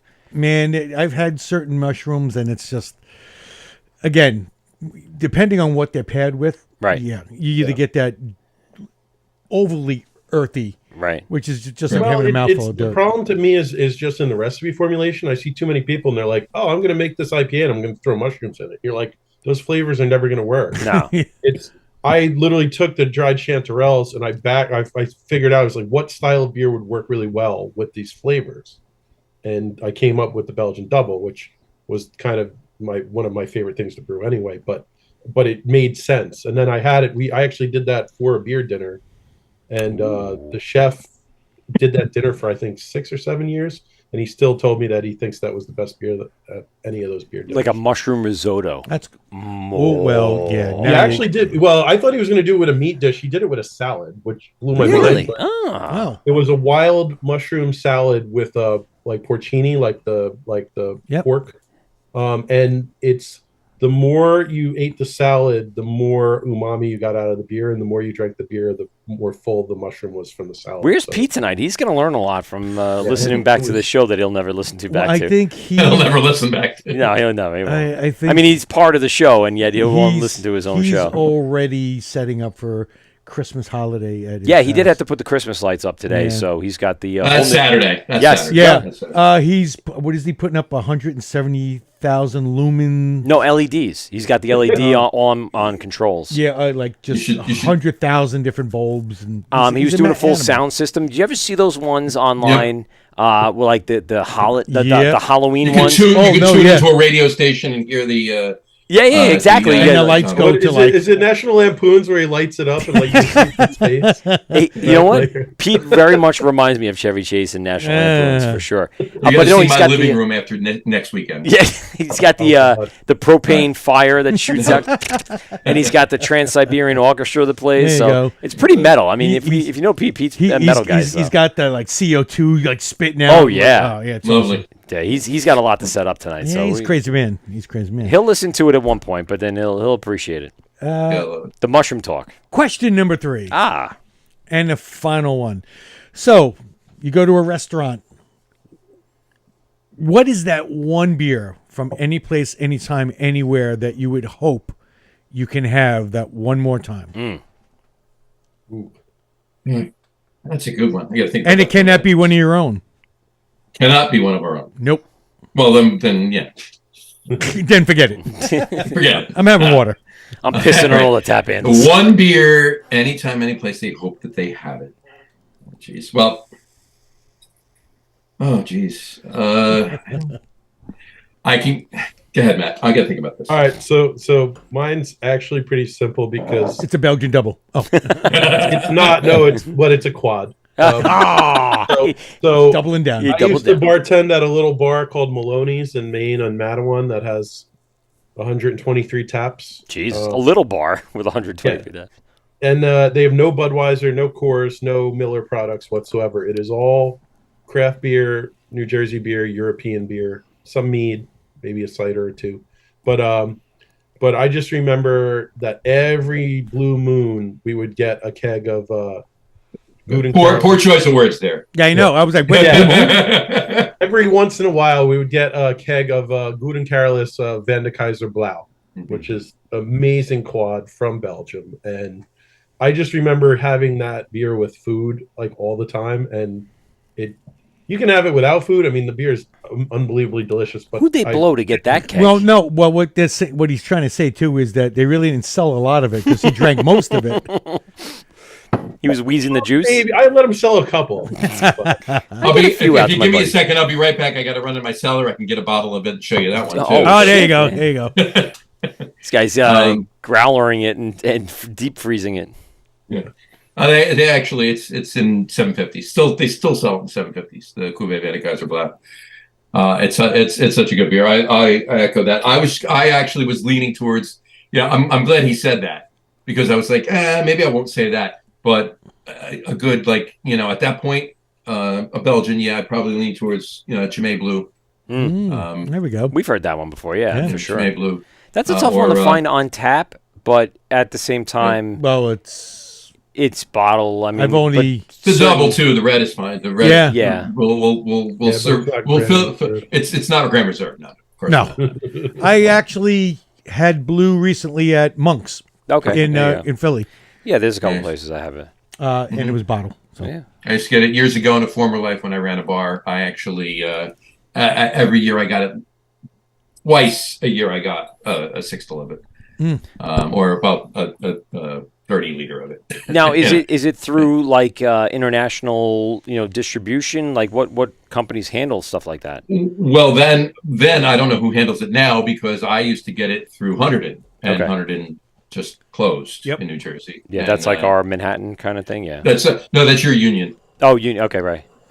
So whoever handles those overseas contracts. Sheehan family. So yeah, so they get it. It's an importer, and then the importer deals with the distributor. Yeah. I'm not sure who actually is importing it right now, but yeah, they had the Sheehan family was getting it. So they should be able to obviously it is in New York. I just don't know where it went in Jersey.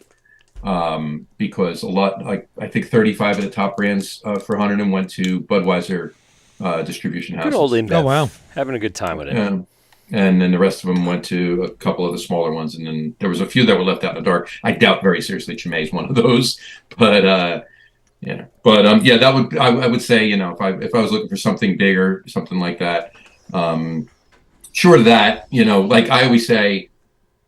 If I'm going somewhere, so not necessarily a bar, because you go to a bar, you go to a restaurant, you know what you're going to expect, right? You know where you're going, you know what the bar is going to have and what you're going to drink before you get there. Okay, they have craft, I'm going to drink craft, whatever it may be, if it's local or whatever. Or okay, well they don't really have a good craft program or whatever. I'm going to have a gin and tonic if it's summer, or an old fashioned if it's winter.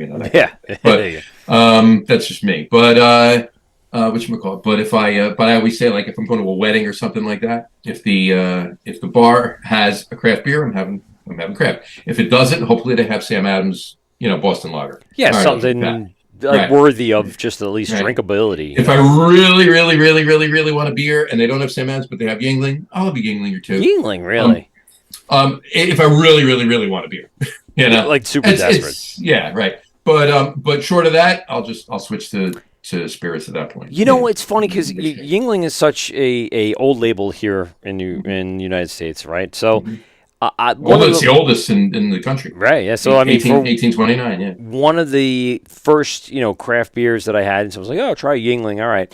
I was having the nut brown. I was trying some of these crazy different tasting beers. I could never get into Yingling, and I just don't know why. And I have gone back to it. And for some reason, it's just built in me. Just no, you don't like Yingling. I'm like, okay, I guess I don't like Yingling. It's an amber lager with corn, and I like amber really lagers, so I don't understand how it's possible that particular brand doesn't do it for me. It doesn't have as much beef to it. It's not that dark of an amber because it does have a lot of corn in it. Yeah, So, it drinks thin, which is fine, which I don't mind. But when you're sitting, all right, so like college dorm room, we have these in Milwaukee's Best, or you got like your Natty Ices or whatever, and then someone brings the Yingling, oh, something with flavor, and then you go, Right. nah, I just was. Steve, you ever into Yingling? Do you like Yingling? So wait, I gotta tell you a quick story. Oh, go, yeah. So when I was in college, and this was a long time ago, but a keg of Budweiser, a keg of Miller Lite was, I think, $50 Okay. for a half. And a keg of Yingling was $55. And I had 4 roommates. And I was like, listen up, we're all throwing an extra $1 in. Getting the Yingling. And I swear to God, every time we'd go to have a party, people were like, yo, are you having that good beer at the party again? We were known as the guys that had the good beer because we spent the extra $1 a piece to get Yingling. To get outside of Bud Light or whatever. Yeah, I mean, not that I like Bud Light or Miller Lite, but just Yingling never did it for me. I don't know what it is about it. I've had it once and I in a like while. ambers. I like lagers. I like corn-based beers. There's nothing there that I wouldn't like. I just don't know what it is. I was so happy this past Friday Yeah. because while I was at Mulcahy's, Mulcahy's. I was drinking Utica Club on tap. Get the fuck out of here. Where was Utica Club? I was there Saturday. It was on tap, bro. What? On tap. Utica Club was on tap? On tap. How come I didn't see that? Did they take it off? There was a lot of I empty might have drank it, handles. though. I I might have drank it, bro. Shit. I am not joking. Wow, I suck. I definitely did not do my research on that. I should have paid attention Have more. have either of you? I'm assuming the answer is no. But have either of you been out to the Yingling brewery in Pottstown, No, I have not. No. Pennsylvania? I've been down the block from it. I was at Sly Fox. That's in Pottsville. Oh, Pottsville. Same different. Pottstown is about 45 minutes north of there. Ah, Yeah, it's it's north of 78. Like go up past Allentown. Go. You know where you know where Cigars International is? The big, huge thing off of 78 going out in Pennsylvania. It's that exit, and it's about 20 minutes from there. Wow. It's a really cool facility. It's from like the base of the bulk of the building was built in 1829. It was built into the side of a mountain, and you could actually they take you down to the caves where they used to, refrigerate the kegs. Store the beer, There was yeah. no Right, refrigeration right. in 1829. But right? have you had a Yingling Black and Tan, like the Yeah. actual bottle Black and Tan, not made a Black and Tan with it? Yeah. I think I had that one, and I was better suited for The that. Yingling, I do all the time. yeah, the Yingling Porter is very good. The Yingling Porter is, I mean, it's the regular yeah. I mean, it's not like I'm gonna, oh, give me a Yingling Porter. I don't want this local porter that was brewed with, these ingredients, whatever. Yeah, clearly, yeah. I'm gonna have to circle back around. Speaking of that, yeah, especially Yingling when it Porter's has good. local roasted coffee or something in it. Yeah, if Like it's if it's a Shameless plug. if it's a can like this, Oh, yeah, we got that. with this local porter. Well, speaking of which, let's get into these beers because we're now into our third beer here that you guys had sent us. We started off the night with the Hef. So the Hef that you guys brewed at Cypress, am I correct? Correct. Break this down for me because you talked a little bit about earlier the water profile at Cypress kind of lending itself to this. Kind of what went into this particular beer that people can enjoy. That was delicious. Hef is like one of those things where on paper it's one of the very simplest beers there is, and in application it's very difficult to make a very, very good Hef. There's like water profile is key, pH is super key. The interesting thing is a Hef is it's technically a sour beer. It's very lightly soured though. It's not as puckering as a Berliner Weiss. Right. And it's also yeast driven. So the yeast in a Hefeweizen, the Hefeweizen yeast is the closest genetically to Belgian yeasts. Yeah, So and you that's get a what lot of most those people stronger get off of flavors, that is that Belgian particularly flavor. banana and clove are the two earmarked flavors that you should get out of that based on the yeast. And I have to say that this is probably one of the nerdiest named beers ever because it's called Freising Tide. So obviously it's a play on Rising Tide, but there's a brewery called Via Stefan that's been around for almost 1,000 years. oh That makes, in my mind, the best Hef there is. Freisen. And that in brewery another is 16 located- and change years, they'll be 1,000 years old. Yeah, they. So what is it? Was 1040? Yeah, 1040. 1040. And then England became a kingdom in 1066. The brewery's older than England. Gee. To As put it should things be. in perspective. But that little brewery is located in the town of Freising in Germany. So it is a homage to Via Stefan's Hef, and also they got a little bit of a head start on us, but I hope that I can adjust it, get it to be in the same. I think 987. 900. Now I got to do it a little bit quicker. But 984 years. I think they dialed in the recipe. Yeah, a little bit. Yeah, they only had a slight bit on you. it's definitely a world class beer, and they have dialed that in. I Is will. it right if I just sit here like this with the cup, Sure. Yeah. my glass?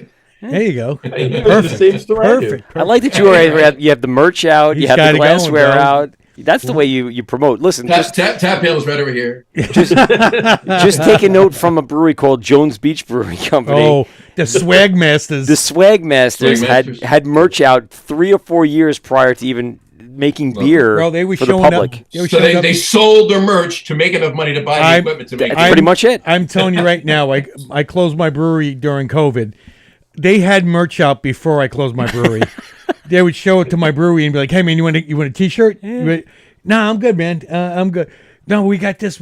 And they're the nicest I mean, the greatest guys. great guys. Greatest guys making really good beer now. But yeah, funny stuff. They were a merch company prior to being a brewery. That's what we were laughing about.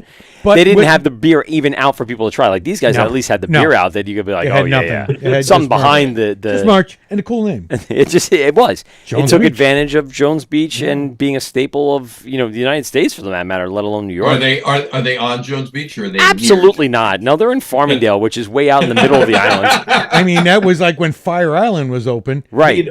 They Americans were not are on pretty Fire crap at, Island. Nope. geography It's like- anyway, right? Like Brew SA is much closer to Jones Beach. Yes. You're 100%, Jones bro. Beach Brew. They're a 500-yard lap away in the Olympics Yeah. to Jones Beach. Right. But Jones Beach, at least I give them this. They're in the same county.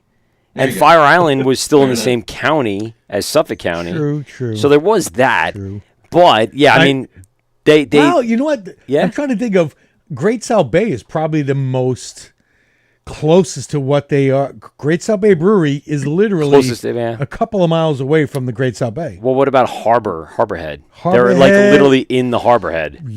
Yeah, But it's not called Harborhead, though. It's just No. Northport. So, I don't know. Jeff is Import Jeff, right?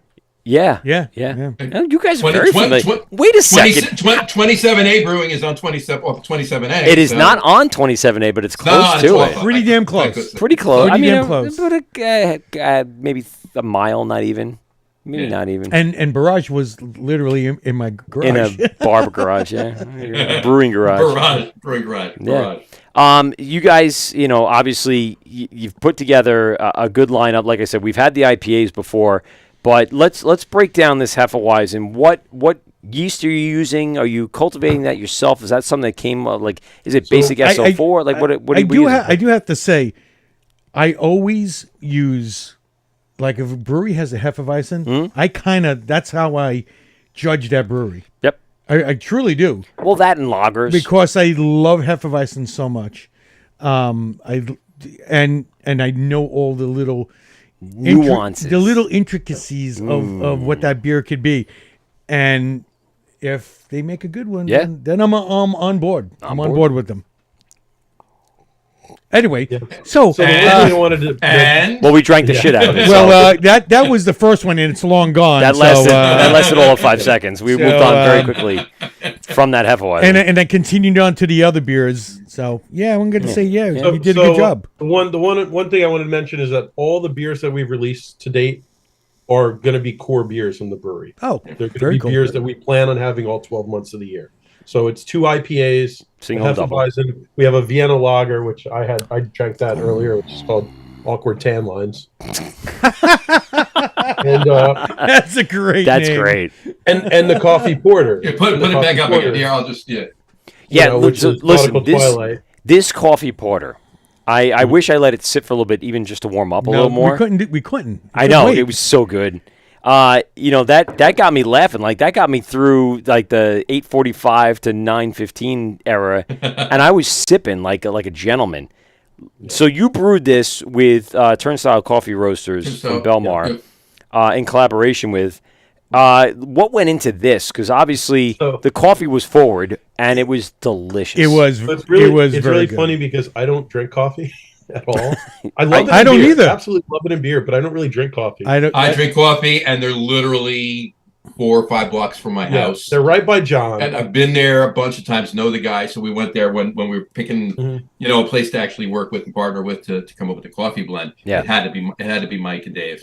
And so we went over to them and sat down with them. Matt and I sat down, and as much as Matt doesn't drink coffee, we must have had 30 samples of coffee. Oh yeah. That day. It was like vibrating. We walked out. It was vibrating when we walked out. Like, it was caffeine. ridiculous. I did the same exact thing way back when I went to Giorgio's Coffee Roasters, and he just kept. And I don't drink coffee.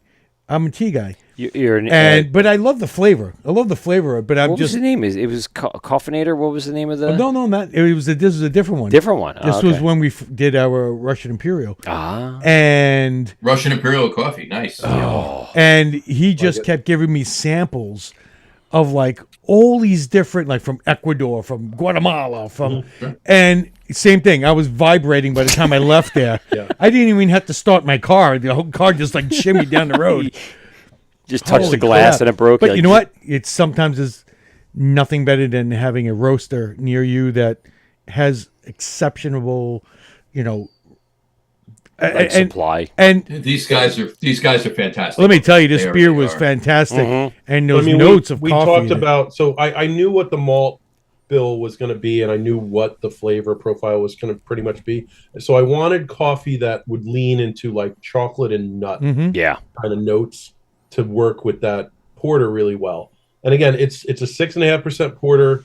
It is no lactose. It's Nice. it's just straight up. It is a porter, and it has a nice coffee finish. It is no more, no less, and it is exactly what Big coffee nose, nice coffee finish. Now, chocolate let me nut, ask you, everything. how did you incorporate the coffee? That's what I was going to get to. So we talked about not only what coffees to use, we talked about what level of roast. The guys at Turnstile were fantastic. We came up. This is a Guatemalan Brazilian blend, and they roasted it just a little bit lighter than espresso. Oh wow! See, And I then like what we espresso. did is we took it. We had a very, very coarse grind, and when we had the beer in the bright tank, we had a small like 1-barrel tank. We ran some beer out, and we had the coffee suspended in that tank. We recirced the tank like overnight to make a super concentrated like cold brew, and then we pumped that beer back into the main bright tank and let it kind of just infuse with See, everything. I love to hear different things like that because every brewer does things a little different with coffee, Yeah. and it's interesting. Like I would take it and cold side when we would crash it. I would add same thing, coarse grind, and leave it in there and circulate, but cold, like really cold, almost kind of doing the same thing. But then there are other guys that will put it in during sparge and add it that way. And then there are other guys that, have it in a liquid form already and just pour it in. It's so interesting to see and each time it's a different flavor. Either it's really robust or it's subtle and depending on the bean you use. Yeah. Man. And you said, did you add any additional chocolate to this?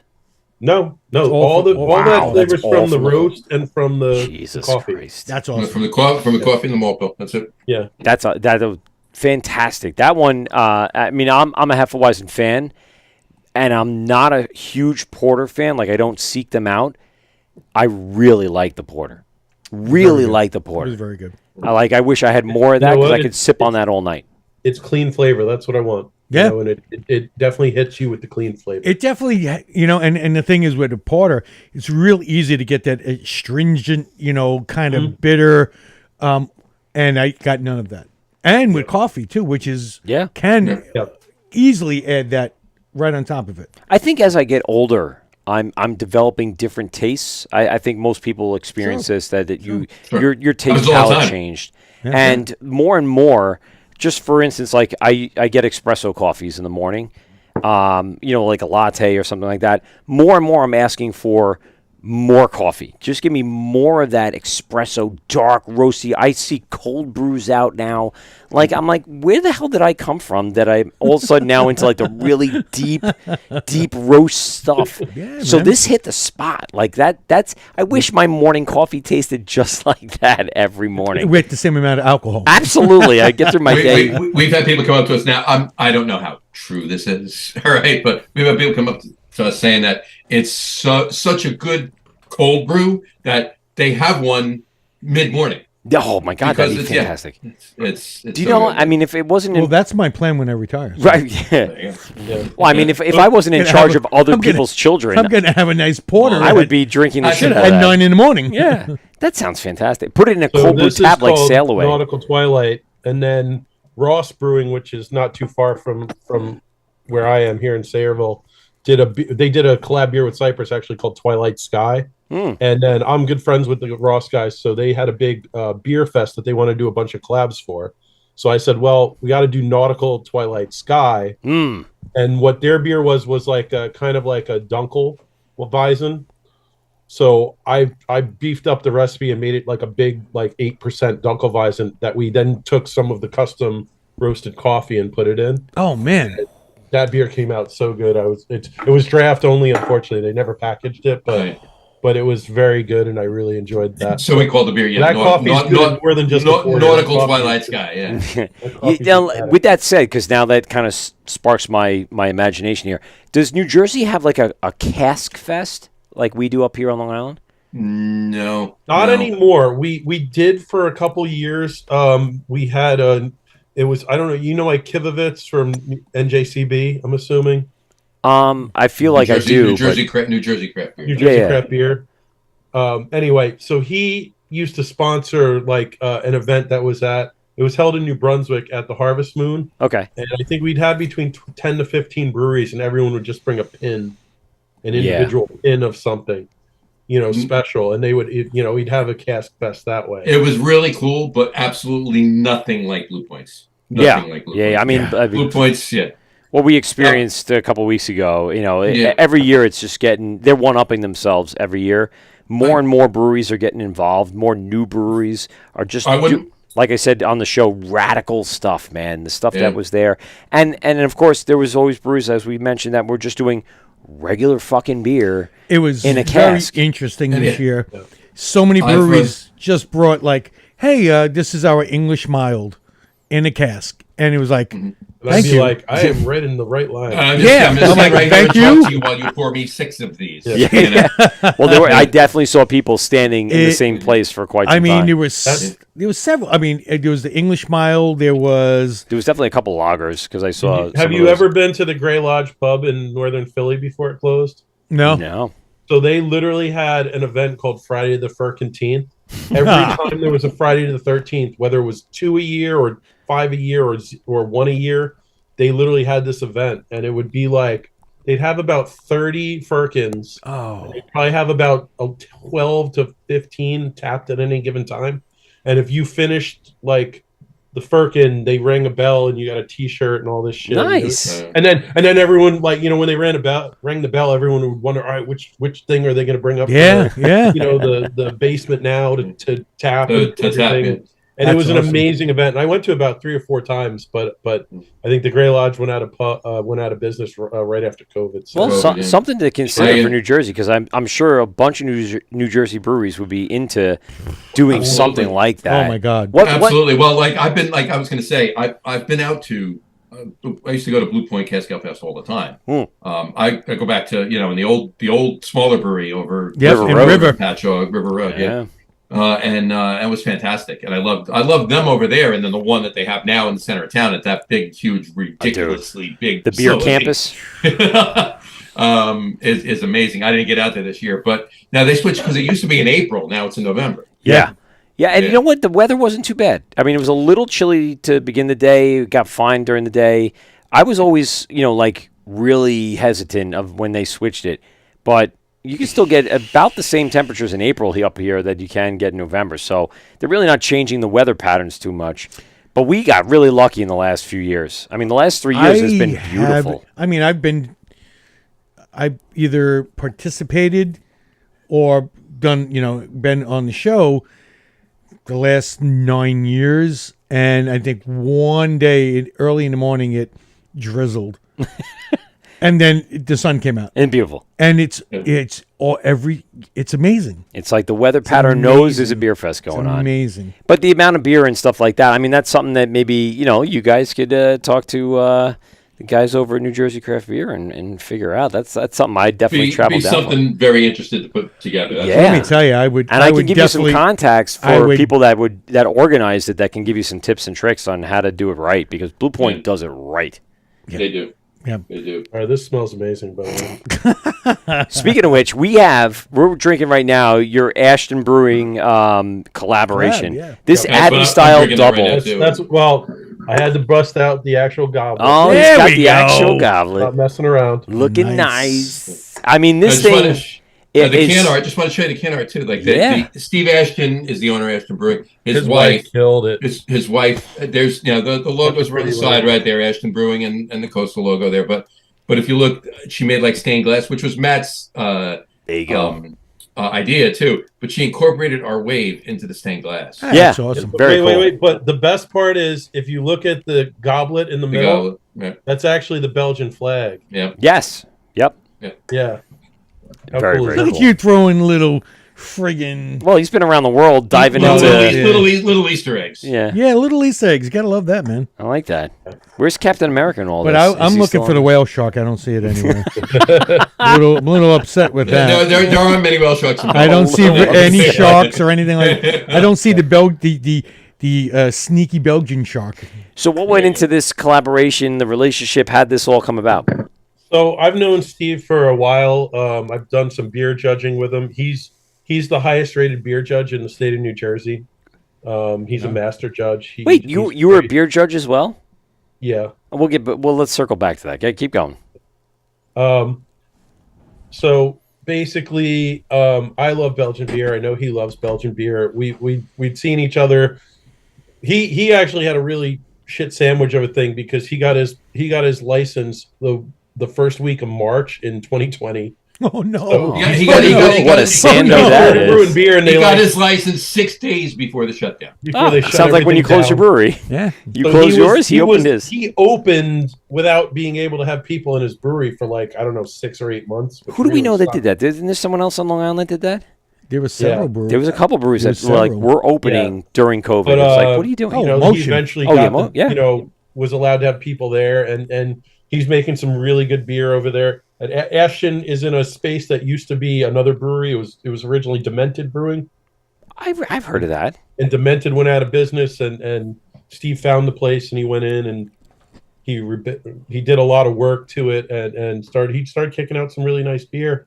And so, we talked about doing a Belgian together, and a double seemed like a good idea. And then we kicked around a couple ideas, and I wanted to put raisins in it, and we were thinking maybe of doing like a cookie one with raisins and almonds or something. And then we finally settled on, why don't we do just raisins and currants? And we're just building the flavors that should be in the double and kind of doubling down as a terrible pun. But like when I just smell this, I love the amount of dark fruit that you get out of it. You just get that raisiny. It's definitely lighter than what I expected, but Yeah. it reminded me, just when I read the can, it reminded me of like a Dunk. Yeah. With So having the raisins and currants and again being Belgian style. But yeah, great flavors in it. It did go a little bit drier than we quite expected it, but I kind of really like it. I mean, it's when we went there to help them can, and at the end we were done with the cans, but we ran all the beer out from the lines out into this big like 4-liter giant pitcher, and then we were hanging out and drinking and having some pizza and doing all this stuff. And I went to pour myself another beer, and I'm like, where the hell did all the beer in the pitcher go? It's like because it's so easy drinking. It just like it's scary because it's like we were just drinking it, like not thinking anything, and it's like all of a sudden it was gone. Oh, there you There go. we go. Yeah. That was already after we had drank a bunch of it, by the way. And the pitcher was filled to the top. I mean, it was man. a lot of beer, and like we did it in a relatively short amount of time, but you know what? This is the perfect time of year. This is a beer. This again, the essence of Belgian beer is to have a gastronomic ale, a beer you can have with food. Yep. Gastronomic. To I me, like that. This is an excellent beer that you could have at the Thanksgiving table and would go with almost everything. And Now- I would now I'm drink sad this we're at my drinking it. Thanksgiving table this Thursday. Yeah. But I only have a couple cans left, and I'm going to be drinking. They're all mostly Sierra Nevada I'm drinking mostly Sierra Nevada Celebration. Oh, you know what? I'm going to get some Sierra Nevada Celebration. I haven't had that in a little while. I used to love it. Yeah. And I'm going to bring that to Thanksgiving. That's a hell of an idea. I'm great. It's such a good beer. I'm already set. We do Thanksgiving at my house, Yeah. so I already got my wonderful old Fezziwigs. There you go. I'm definitely having a couple of those, and I got a Westy 12 that I'm going to open. Now, let me ask you a question, and Matt will back me up on this. Well, I'll tell you a story. Okay. What I love Westy, don't get me wrong. Okay. Amazing beer. No doubt about it. But given my druthers, I'd rather have a St. Bernardus 12. Okay. How many Only of those could you have? Because I can. That's why. This is Because true. I can go to any store, any Yes. day of the week, any month of the year, Yes. and get St. Bernardus 12. Yes. No, I'll tell you a little beer judging. I'll tell you a beer judging story real quick then. Oh, yeah. So I want to get back to that, Matt, because you beer we judging. had- Wait. First, how the hell did you get into beer judging? Homebrew. Well, I was homebrewing, so and actually, so one of my really good buddies, he worked at Anheuser in Newark. He bounced back and forth between the brewing side and the. But we love him anyway. Yeah, I was gonna say. He's still one of Oh, We the- all have our faults. he used to give me 2014 coffee Bourbon County. I loved it. Oh, all right. baby. All right. Little fell off the back of a truck kind of deal. Yeah. I like it. Well, no. They got cases of it. They're like, here, you're an employee. You get cases of this. That's So you'd be nice. like, I can't drink all this. Somebody take this. He's a great guy and a great and Yeah. knows. Yeah, his shit. he's worked at a couple breweries. He was production manager at Crooked Stave out in Colorado for Nice. a while. Cool. And I can tell you stories about him, but there's two things with beer judging is most people actually have better palates than they take credit for, and you can taste things. But the biggest thing with beer judging is you need to learn how to convey sensory things into actual language that another human being understands. Yep. That's the real skill set that you have to work on.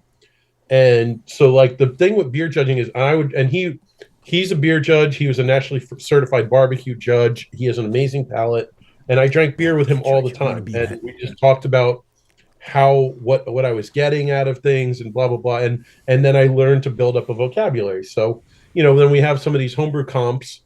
I would volunteer to do beer judging and you do a certification and all this other stuff and you're away, and then you accrue points for doing, the more you judge, the more points you have, which is why Steve Ashton's the highest rated judge in the state. He's accumulated all these points because he's been judging for like 20 something years.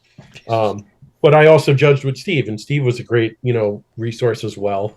But it's just you learn a lot, and that's the thing is I think that's why I like to think I make good beer. I know exactly what the beer should taste like, and I know exactly what I want the beer to taste like. Almost like And you've then gone through just a training matter of- camp. Well, Yeah, and on top of that, Yeah. if something went wrong with that beer, Yeah. what it might be. Yeah, that's a big part of it too. Is knowing what the off flavors are and being able to diagnose, having an issue with it. Sure. And this is a common question, like how have you had to dump out a beer before? On the homebrew level, yes. On the professional level, no. God bless you, sir. Yeah. No, and I'm not saying I never will. By Right. a long No. Keep in mind, right? It'll We haven't. What we've done. Yeah, it'll happen. But look at this. Hopefully it won't. This But is if the it does, analogy, though. hopefully It's very infrequently. And Beer if is a it does, I hope it's on that 3-barrel system. Right. Exactly. well, that's where we'll do the dumb stuff. So that's probably where it's going to happen. Yeah. Hopefully.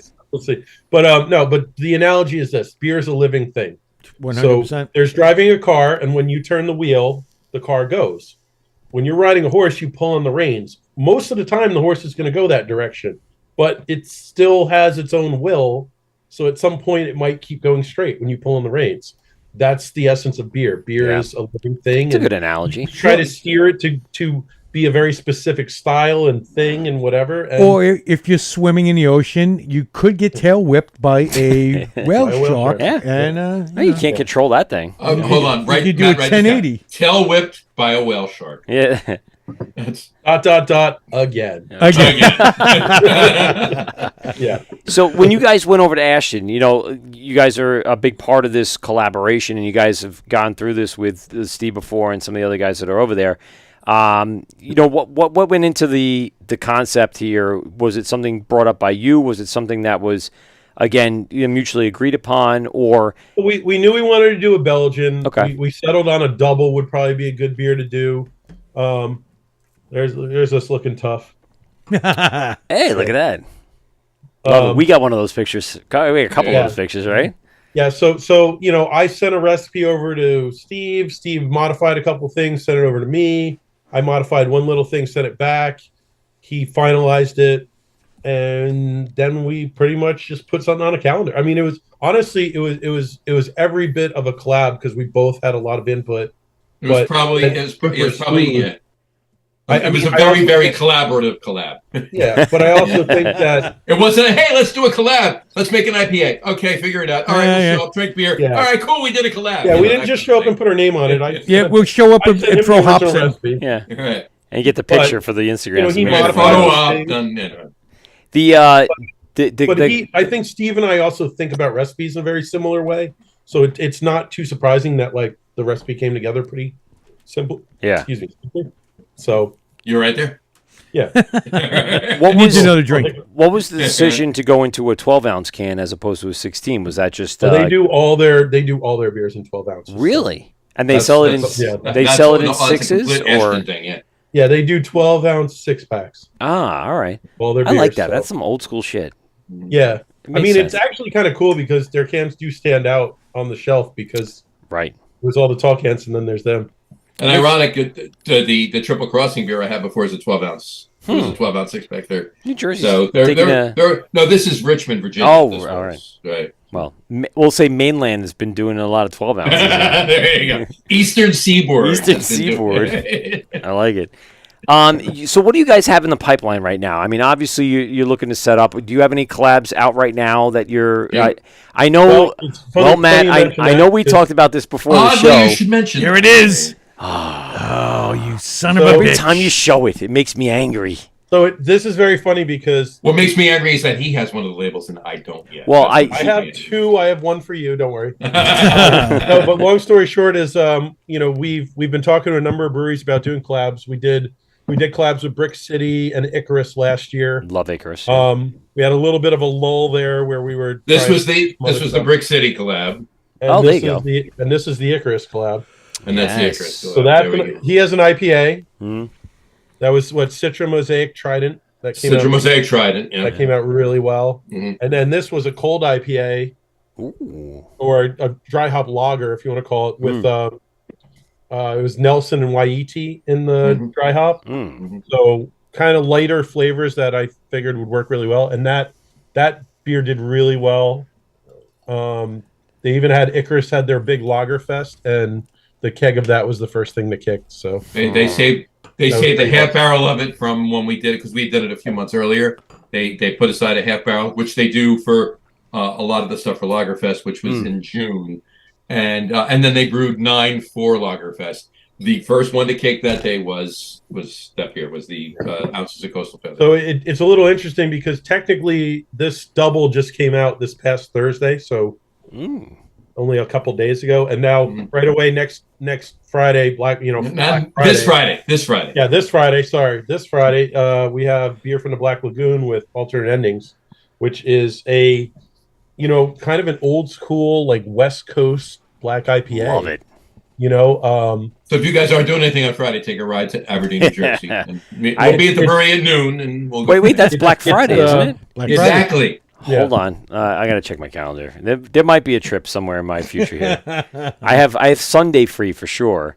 I was thinking about taking a trip somewhere, but maybe. So it's Cascade, Simcoe, and Chinook, and you get these really nice deep pine notes that work really well with that roast. Love that. Love a black IPA. It's one of my favorite styles.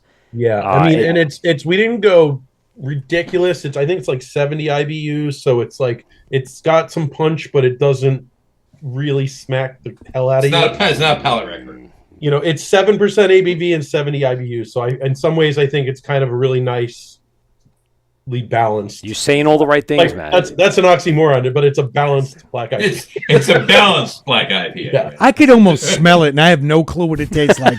I got this thing in my head right now. It's shit. Now I want black IPA like tomorrow. Like I need it. Yeah. Should I do Celebration beautiful and then find Cascadian dark? Who has a black IPA out right now for Thanksgiving? I don't know, but I want it.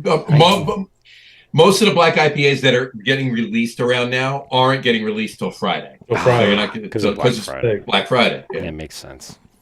Damn you. Well, Source just released I think it was 1 or 2 weeks ago. They released Midnight a mixed murder. a mixed 4-pack. It was 2 red IPAs and 2 black IPAs. Yes, the I forget the Murdered Out is the name. Murdered Out is the black. That's a cool. Black That's a cool IPA. concept. And the can is cool as hell. It's the can is black. The lid is black. The label's black. Yeah. The writing on the black label is black. Yeah, That's like metal from Trillium. It Trillium is. does that, right? Yeah. Yeah. They do a great job on that. But no, it's we have a collab in the works with Twin Elephant Ooh. coming up. I basically the recipe's already done. They just have to order the grain and put a date on it. What's the style? So that's a weird one. That's a black saison with black cherry puree. Ooh. So that's going to be a little bit interesting. outside of the box, but it's going to be kind of cool. See, that's something that would do very well at Cats Black Fest. saison. How good would that See, be? at Cats Fest? my head's just Yeah. gears are going right now. stays out with a little roast in the behind the Yeah. So berries. it's mostly midnight wheat, just a kiss of carafa, but it's not going to be super roasty. It's going to be more black in color than super roasty. So But now, it's like light roast, and then that funky estery, saison yeast, and then the black cherry, and it's like a whole roller coaster of stuff. so when I It's one of my wanted most ridiculous homebrew recipes that I love Twin Elephant saisons. They always make great saisons, and I just threw it out there to Tim and Cindy, and Tim would loved it. So I'm in. anytime I wanted something black, but I didn't want any really heavy roast or anything, I would add that. I would actually mill it as I'm sparging right on top of the grain bed. Yep. And I guess, yeah. you don't get that astringency, you don't get that bitterness, but you get all that color and just a hint of that little bit of roast. yeah. Oh man. Yeah, This- so that's this going to be black an interesting saison. one. I mean, And I'm we've been talking to Source. so intrigued. We obviously we have to do something with Bolero and something with Cypress soon. So, that's the thing is, at 30 barrel turns, we've been kind of backing off on releasing a lot of new beer for the contract brewing because we feel like we've done a lot of advertising at this point. Right. Mhm. And, we really want to focus more Yeah, the on name's out trying there to get now, the damn so- building open. Right. Yeah. Because we can't sell that beer over our bar anyway. So it's like at some point it's going to be sitting somewhere. Diminishing returns.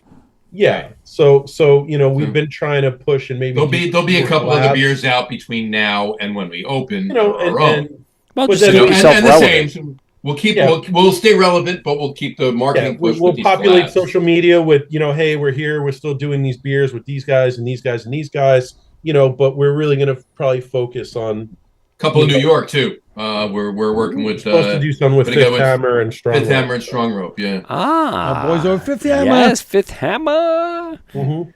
Chris and I have been buddies for I've known Chris for a year. You got to put whatever you can in Now, that fucking all right. fooder that's right in the front. Yeah, I know, Oh, yeah. right? Just Oh, yeah. fill Yeah, that yeah, yeah. fooder. And just have him Absolutely. scream on that saxophone. That Saxon just motherfucker. serenade the beer as it goes into the fooder. Yep. With the I heard that sound. works well. It's like putting a baby to works. sleep with classical music. Absolutely. Right. So exactly. Strong Rope was kind of cool too because they have a Fraunhofer 3.5 barrel system. Oh, They do. So Oh, wow. we actually Familiar. figured that out and we contacted them. So we went there and worked on a brew day with them. So That's cool. we got to actually use the system for real. And it was cool because, I talked to the guys and they were like, all right, there's a bottleneck here. There's a bottleneck. So I've Alex and Oscar were great when we brewed with them, I kind of but redesigned. Jason's awesome too. So Yeah, I redesigned ours to kind of deal with some of the bottlenecks Those issues, they yeah. had. yeah. So, Man, so- that's such a learning thing right there. It's like, oh God, we're not gonna have that. I'm taking care of that now. yeah. I was like, Exactly. all right, wait. So I need to buy one more pump and not have any of those problems. 100%. Yep. And Brewers Harbor. there should probably be a better valve here because the flow is all kinds of screwed up and just little stuff like that. Sure. And we're going. They were great. They were awesome. They were really gracious hosts. So so I think I forget what the name of it. So basically, I know that Strong Rope uses all New York ingredients. Yeah. Yes. So there's this crazy Emerald Spire. Emerald Spire is the name of the hop, and I swear to God, I had this. I was doing some work up by Albany, and I was just looking up like breweries near me. I was going to stop somewhere. I stopped in this place. It wasn't really a brewery; it was like a homebrew shop, but they had a little bar in the back. So the guy gave me this. What was the name of the place? You remember? Oh, I could look it up. I wouldn't know it all. Yeah, it's fine. I go to Albany a lot. It's by Rensselaer. It's across the river. Yeah. But long story short is, so I had this. It was like Emerald Spire Pale Ale, and I'm drinking it. And I'm like, holy shit! I mean, this is like juicy fruit gum. Wow. Like exactly like juicy fruit gum. And it was like the coolest hop. And I know like the guys at Strong Rope don't tend to do like a lot of the super juicy IPA kind of thing. So we kind of kicked that around with them. So that's what we're thinking. Is we'll do something with Emerald Spire in it. That's awesome. That's a smash beer with Emerald Spire, all New York ingredients. Yeah. Single malt, single hop. So you guys have a lot of things going on in the works. I mean, what do you intend to? I know we talked before the show, but what do you think the target date is here for getting this open and running? Summer. We're keying on 4th of July. Ooh. Fingers crossed it'll be before. yeah, I mean that's the goal line. Fingers crossed it'll be before, but I think that's a fairly realistic goal, and I'd like to see it open around 4th. So we're keying on 4th of July 2024 so that we can be open by 2027. You know what? We laugh, but that's so sad. I know. The reality of that is so sad. And you have to laugh to keep from crying. The good news is that we're in a very good shape because we have our glycol guy, and he's just ready. Like he's ready to go when he needs to go. He's parked in the parking lot. You have to have a glycol guy. Everybody has have one. a refrigeration, but we have the same glycol guy that everybody has. There you go. I've been friends with him for years, so we know him. So CO2, this like everything we have ready. We have the guys in place, waiting. Like everything's on, buttons to push, checks to write, everything's ordered, coming in. It's not like we got to research shit. It's our foot is hovering over the gas pedal, and we're just ready to like slam it down. It's like doing a home renovation where you got to get everyone in line and just have it all collaborate at the same time. Yeah. It makes sense. So 4th of July is realistic. Yeah. It's just a lot of things need to work the way they should. Not the way we wanted to, the way they should. And then 4th of July is realistic. But summer 2024 regardless. That's what we're looking at. But listen, I hope you guys get all the stars aligned for you because, like I said, from the moment we kind of stumbled upon you at AC Beer Fest to now having some of these different styles of beers that you guys are putting out, everything has been fantastic, to us. And it's something that I know that New Jerseyans and even, travelers and tourists alike are going to enjoy your brews, your styles, your creativity that goes into all this. I have a feeling that you're going to be very successful, and you're going to have one hell of a ride over the next few months to try to figure this all out. Oh, yeah.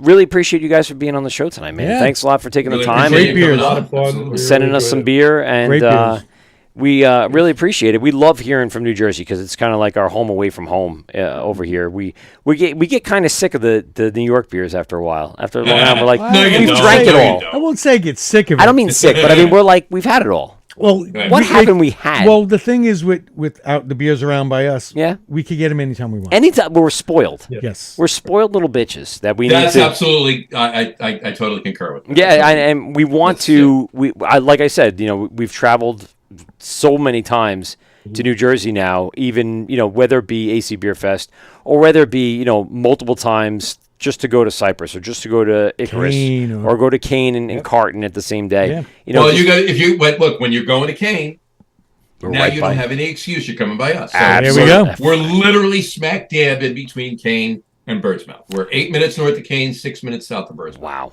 it's perfect. It's a perfect little trifecta. And then you can go over to Icarus is moving up a little further north, so we're not going to be too far from them with their new location. Nice.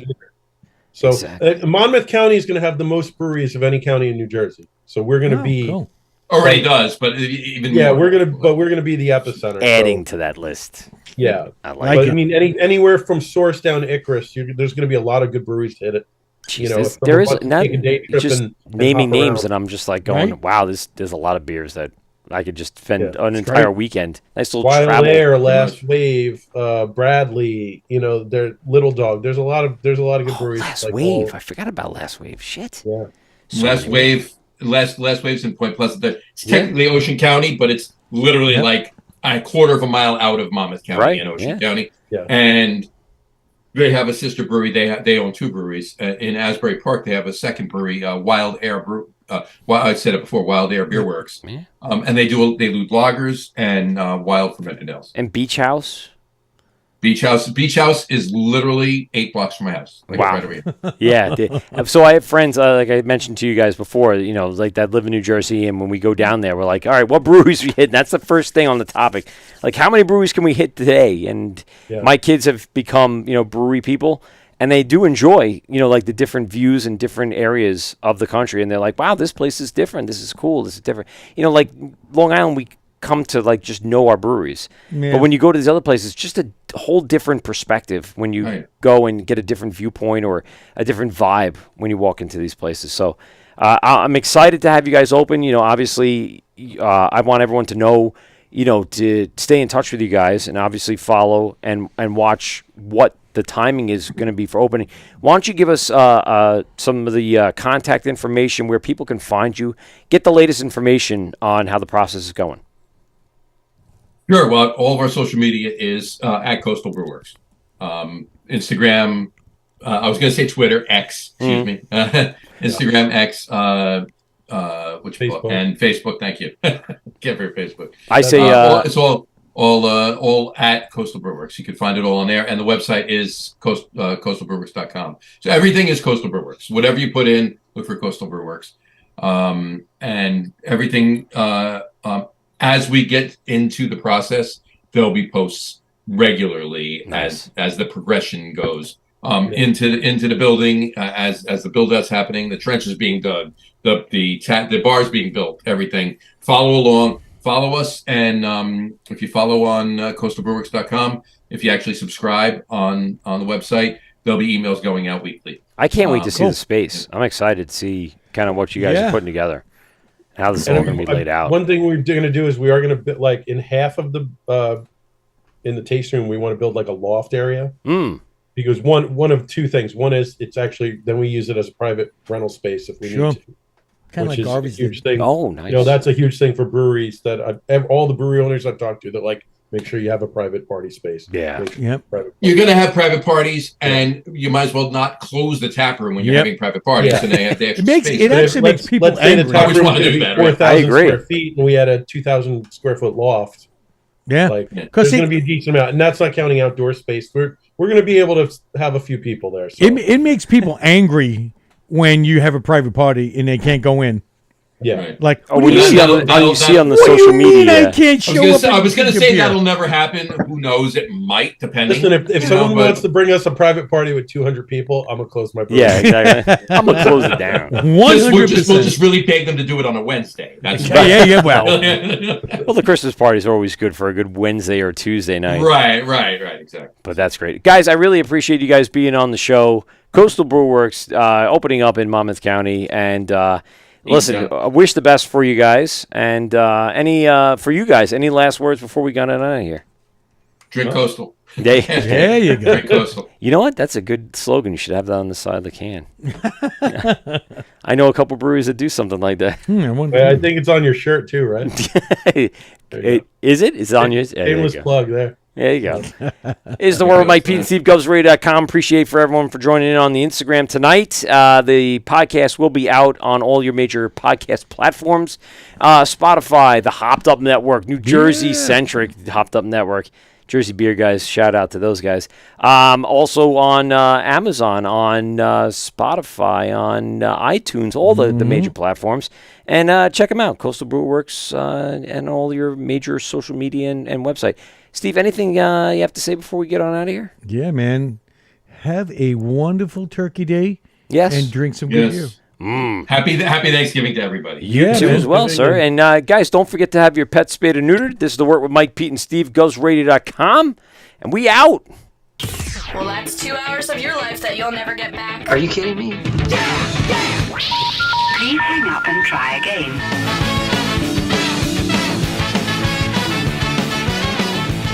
This has been the Wort on Govs Radio.